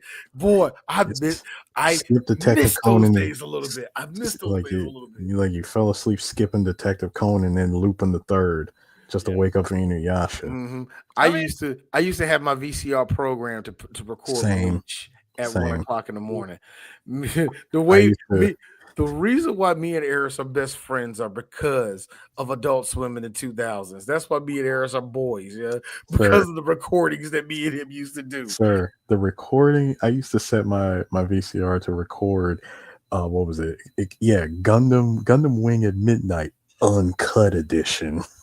Blood for the Sea Kingdom. Y'all know, do y'all young children know nothing of the fucking headlock that Toonami had us on when they said watch Gundam Wing uncut. Our eyeballs. No, but like Ghost in the Shell to me though, like when you think about that coming out and how much it influenced a lot of Hollywood creatives, like it's funny watching Guillermo del Toro and James Cameron be the biggest fucking otakus that just make movies and shit is interesting because I think like all three of us, I think San Diego 2018 when we saw the preview for Battle Angel Alita. Which is Cyberpunk 2, which that's Cyberpunk. But you could tell James Cameron was eating this up because you could tell he really loved this shit. Like, oh, I fucking hey. If we found out that James Cameron was doing Rojin Z in live action, I would tell all of y'all to buckle the fuck up. Like he's about to make this look real, and that movie was freaky on an animation level. If you can nail that in real life with CG or whatever he's going to do, it will look crazy. So yes, certain people they're passionate. Even though I will say this about Guillermo, I think he has a bit of Tim Burton in him, where his style takes over way more and it becomes more. All right, Guillermo. You know what I mean? Like Pacific Rim, my favorite movie. Like Pacific Rim was like, all right, bring it in. No, but yeah. It was like, all right, bring it in. And then they got somebody else to do it in two. It was like, no, bring him back. Bring him back. Bring him back. It went two anime. Even though they said that story, as batshit as it was, oh no, that was Guillermo's. The direction wasn't in, but that story, he approved. Okay, well, there you go. It was like this. Wow. Yeah, they didn't need to make a second one. No, they didn't. No, but it says a lot, like, but it says a lot about like you get something like Ghost in the Shell that made an impact on a lot of film directors in Hollywood and stuff in ways that it fueled their creative sort of passion and vision and stuff, and you get it, and you need that kind of because like. I think one of the things that again, we're still seeing it to this day. It's still, again, that there's still that sort of like, it's just cartoons vibe that people still have about anime and stuff in a way. Like, I will say that's the thing that pisses me off about a lot of the newer fans and since about a year before COVID, into COVID and all that. 2018, 2019. Around about I would say 2016. About from y'all anime fans on down, while I'm glad, real talk, y'all was a part of the push to bring it to the mainstream. I hate how y'all take care of it because y'all still didn't give anime the respect that it deserves. Y'all made it look like a fucking cartoon. Yeah, I mean, look, this is where the otaku comes out of D. Do you know that I respect the Japanese people and their culture? Do you know I don't want to be these people? No, because I can't be Japanese. I'm a nigga from DC. Yeah. But you want to know what I do respect? I respect their culture. I respect their language. I respect the things they do, the things they say, the way they move. All right. Do I have to respect their politics? Fuck no, I don't have to.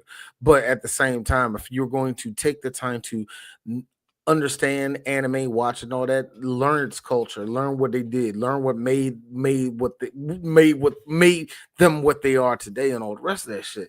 So it kind of pisses me off to see that with all that passion and all the cosplay you do, all of us are doing, y'all still ain't making nobody in this room respect this shit. Yep. That's my only, like, what about y'all? I got you in this room. Shut the fuck up. Our nerdiness got you in this room. What are you going to do? But that's that's Like what I'm saying. y'all came with this new wave, and even y'all kids are saying this is nerdy, Dad. Why you like that? Like, yeah, Dad, you like anime too. I guess we both watched Demon Slayer. Yay, woo-hoo. Come on, dog, grow some nuts. Show these niggas MD Geist and have the nerve to defend it. That's when you become Or a Bird the nerd, Mighty. nigga. Or Bird the Mighty. Birdie the mighty. Look, Chris, don't make me that. Look, I already chose my next anime movie I'm going to do. I already chose the next in the morning time anime I'm gonna do. Don't tempt me to do Birdie. I don't want it. No, but I mean, but that's what I'm saying. It's like it is amazing. Like, 'cause I remember watching The Matrix, and it had Ghost in the Shell vibes. And I remember the Wachowskis like watching behind the scenes. That's when That was their big. they were talking about like how big of anime fans that they have. And like I said, you can tell they really love fucking anime because The Matrix in and of itself as a franchise is a fucking anime. It is. It has what the thing that we all anime fans know. Anime writing, where it goes, okay, get out your ass, stop digging in your ass, stop digging in your. There you go. You're back onto the plot again. Good. All that deep philosophical bullshit didn't make any sense. Did it add to the plot? Did it? No, it didn't. There you go. You're back on track. Sounds about Wolf's Rain. That sounds like That's mean. That's so mean. It's accurate. you ever watch folks? I want to tell you something about Wolf's Rain. You ever see the promo for an anime and it looks dope as shit, and you're like, all right, cool, and then you watch the show and you're like, oh. Why did Tenju Tenge have the nerve to try to get deep? Tenju Tenge suffered of being released when the manga was still fresh. And the manga was way raunchier and all the rest of that shit. That was during that. Y'all kids know nothing about that. When manga was pushing the edge in the 2000s, there was like, I remember the big thing is, what was the anime Suzuka, where the girl in Suzuka got pregnant. They were doing shit like that in the 2000s. Y'all ain't ready for. See, that's what I'm saying. Y'all, we old taku. Okay. Yeah. we But nah, taku, I do recommend folks to track down the OG Ghost in the Shell, but do not get 2.0. That I will never understand what was the point of 2.0. OG, I personally picked up a copy of OG Ghost in the Shell on the 4K Steelbook. Okay, I need to get that. That's the one I want. I'm starting to get to my life where I start collecting shit, and that's the one I'm definitely looking for. That's on my little my want list right there, bro. Especially in this day and age where where streaming is so much more convenient, and companies tell you that you will own nothing and like it. And that's why you get physical media. So physical media has become even more popular than ever. And I highly recommend anybody and everybody, please go out and purchase physical copies of any of your favorite stuff. I might, get a server going in here at my house and just, archive it. I'm about to say Plex was the go-to. It's not anymore. I wish. I mean, but it says they lived long enough to become the villain, and their own hubris. But I never understood what was the purpose of 2.0 besides them showing off new animation. It was just visual upgrades. That's all it was. Was it worth it? Honestly, I don't. They thought it was. It just felt like a cash grab at the time when I heard about it. No, definitely what it was, a cash grab. But here's the thing: while the first movie, the original, made money, it had a $3 million budget, and it's every bit of the $3 million. I see that shit. Yeah, it had its $3 million budget, and it made, if I'm not mistaken, I mean, I'm pretty sure it cleaned up in its own country before it came abroad. Because I remember they actually showed this film in like a couple of places around this area. The first one, $3 million budget, and made $10 million. Shit. The second one, however, second movie had a $20 million budget and made 10. That was a weird time because Cowboy Bebop movie popped in theaters right around that same time too. That was also a weird predicament because this is when that shit that actually affected Standalone Complex. Yeah. So much so that when Standalone Complex 2 came up to make it, I forgot the people that made it. Bandai, the people Sunrise, I think it was Sunrise. Sunrise. Yeah, they were doing it. They said, "Look, we're not going to produce it because we ain't got nobody that's going to do this XYZ and all the rest of that." And this is when Cartoon Network came in to save that thing. Cartoon Network was like, it's a hit in America. That's Why aren't you animating it? Do it now." That's how we got. That's how we got Big O season 2. And here's the funny thing. Yes, this Ghost in the Shell and Big O may be one of the things that really helped launch a lot of anime into the stratosphere because it demanded so much from America. And that's when Japan was just still looking up. They were still getting money from Dragon Ball and everything else. It was like, oh God, that's when you could really tell it became official. You know what I mean? Like they were making money because now their mediocre shit is getting demanded by the Americans. You know what I mean? Yeah. So yeah, that's what really did that. So yeah. Yeah. So I mean, hey, Ghost in the Shell, iconic. The forever classic. I mean, I got posters. I need to buy whenever I go back to another. That's to buy a poster of that Ghost in the Shell cover. I wish there was more shirts because when I got this shirt last year, this is like one of 3 designs. I ain't like the other 2. I got this off of TeePublic, I think I did, but yeah, there's not that many designs of her floating on the internet. So if you find somebody that made their own personal thing, like somebody that already made their t-shirts and it's got the major on it, buy that shit. Just support them niggas, yeah, because there need to be more of the major on t-shirts to D. So yeah. So what we got next? All right, so next movie, guys, we're continuing on with real life cinema. I suggested we do a comedy this time. Guys, I got a question. I mean, not a question, but this next movie is real cinematic. It's real cinematic comedy. We're never going to have a movie done like this ever again, number one. Just straight up. With not just the people that are in this movie, but the things that go around this movie with jokes and all the rest of that shit. And also on top of it, it's a movie about not just finding yourself, but finding ownership of your own self and your own worth and what you have to give to the world.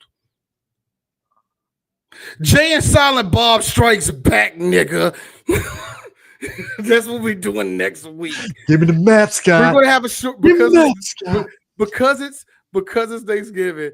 We need a quick one to do before Thanksgiving, and that's the perfect one to me. And yes, it is cinematic. It is cinematic genius because dare I say the last. First off, Harvey Weinstein. Harvey Weinstein said, "Y'all can run on the set, do dare whatever I y'all say, want." Like dare I say, it's the last, honest to God, good Kevin Smith movie. Oh, It might be. No, I didn't like. Well, this was the peak, Chris. Even you have to admit, Jay and Silent Bob Strike Back is the peak. I think Jay and Silent Bob would probably be was the last super funny one. Yeah, the last super funny one. I still say my point is the peak. This was the peak. I think you can like Clerks 2, and I know some people Clerks 2 is a good epilogue, I would say. And I know people like Chris like Tusk. I gotta watch Tusk again.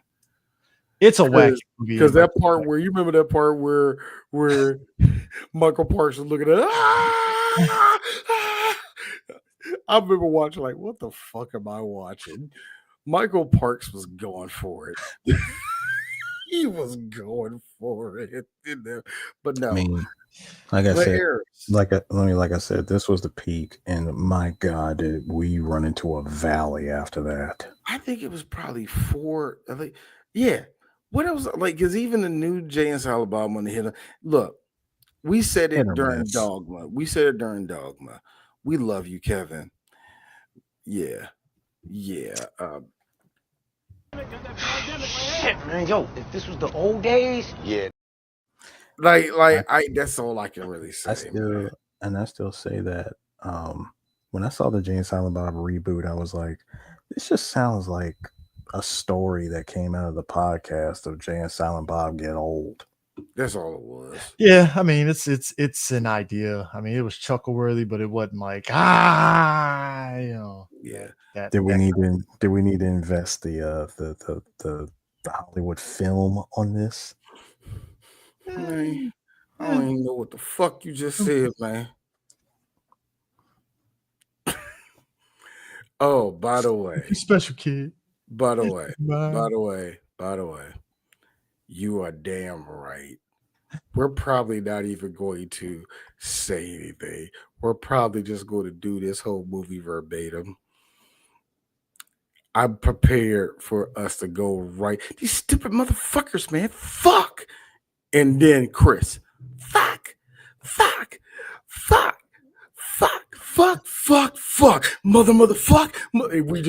I have a feeling that we're going to sit and recite the entire But guys, movie. it's fictional characters. Fictional. Eris, you know you want to.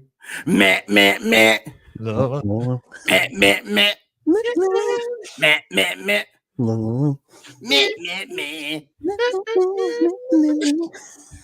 See, this is sad.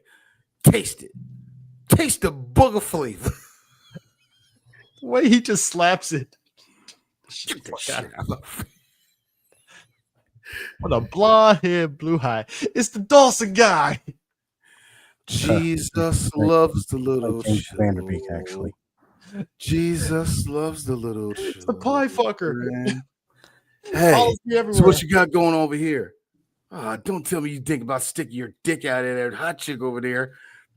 That fine piece of woman. That's what. The five. Did you see?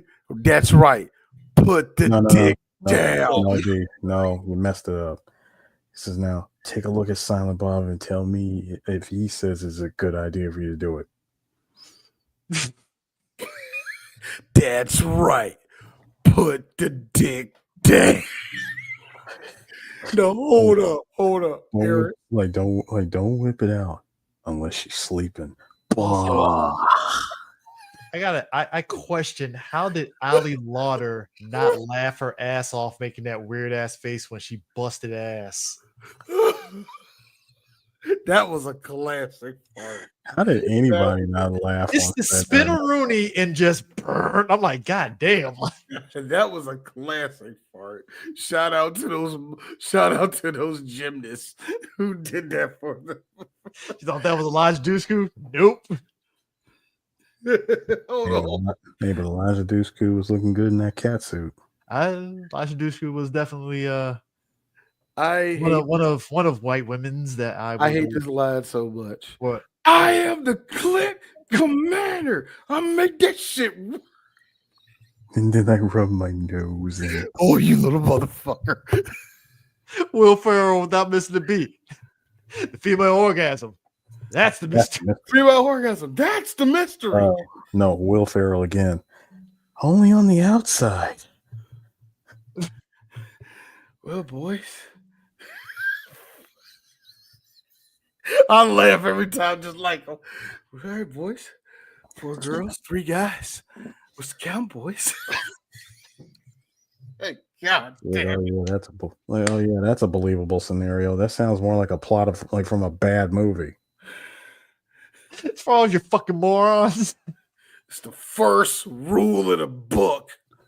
What book? The open book of the road. We'll see Escobar, Union 305. Jersey Local 404. Oh, hey man, y'all getting medical out there? Getting Medicaid out there in Jersey. No, we're gonna have to strike in September. Damn, motherfucker, like normal rate like a motherfucker. We see y'all next week, y'all. Peace.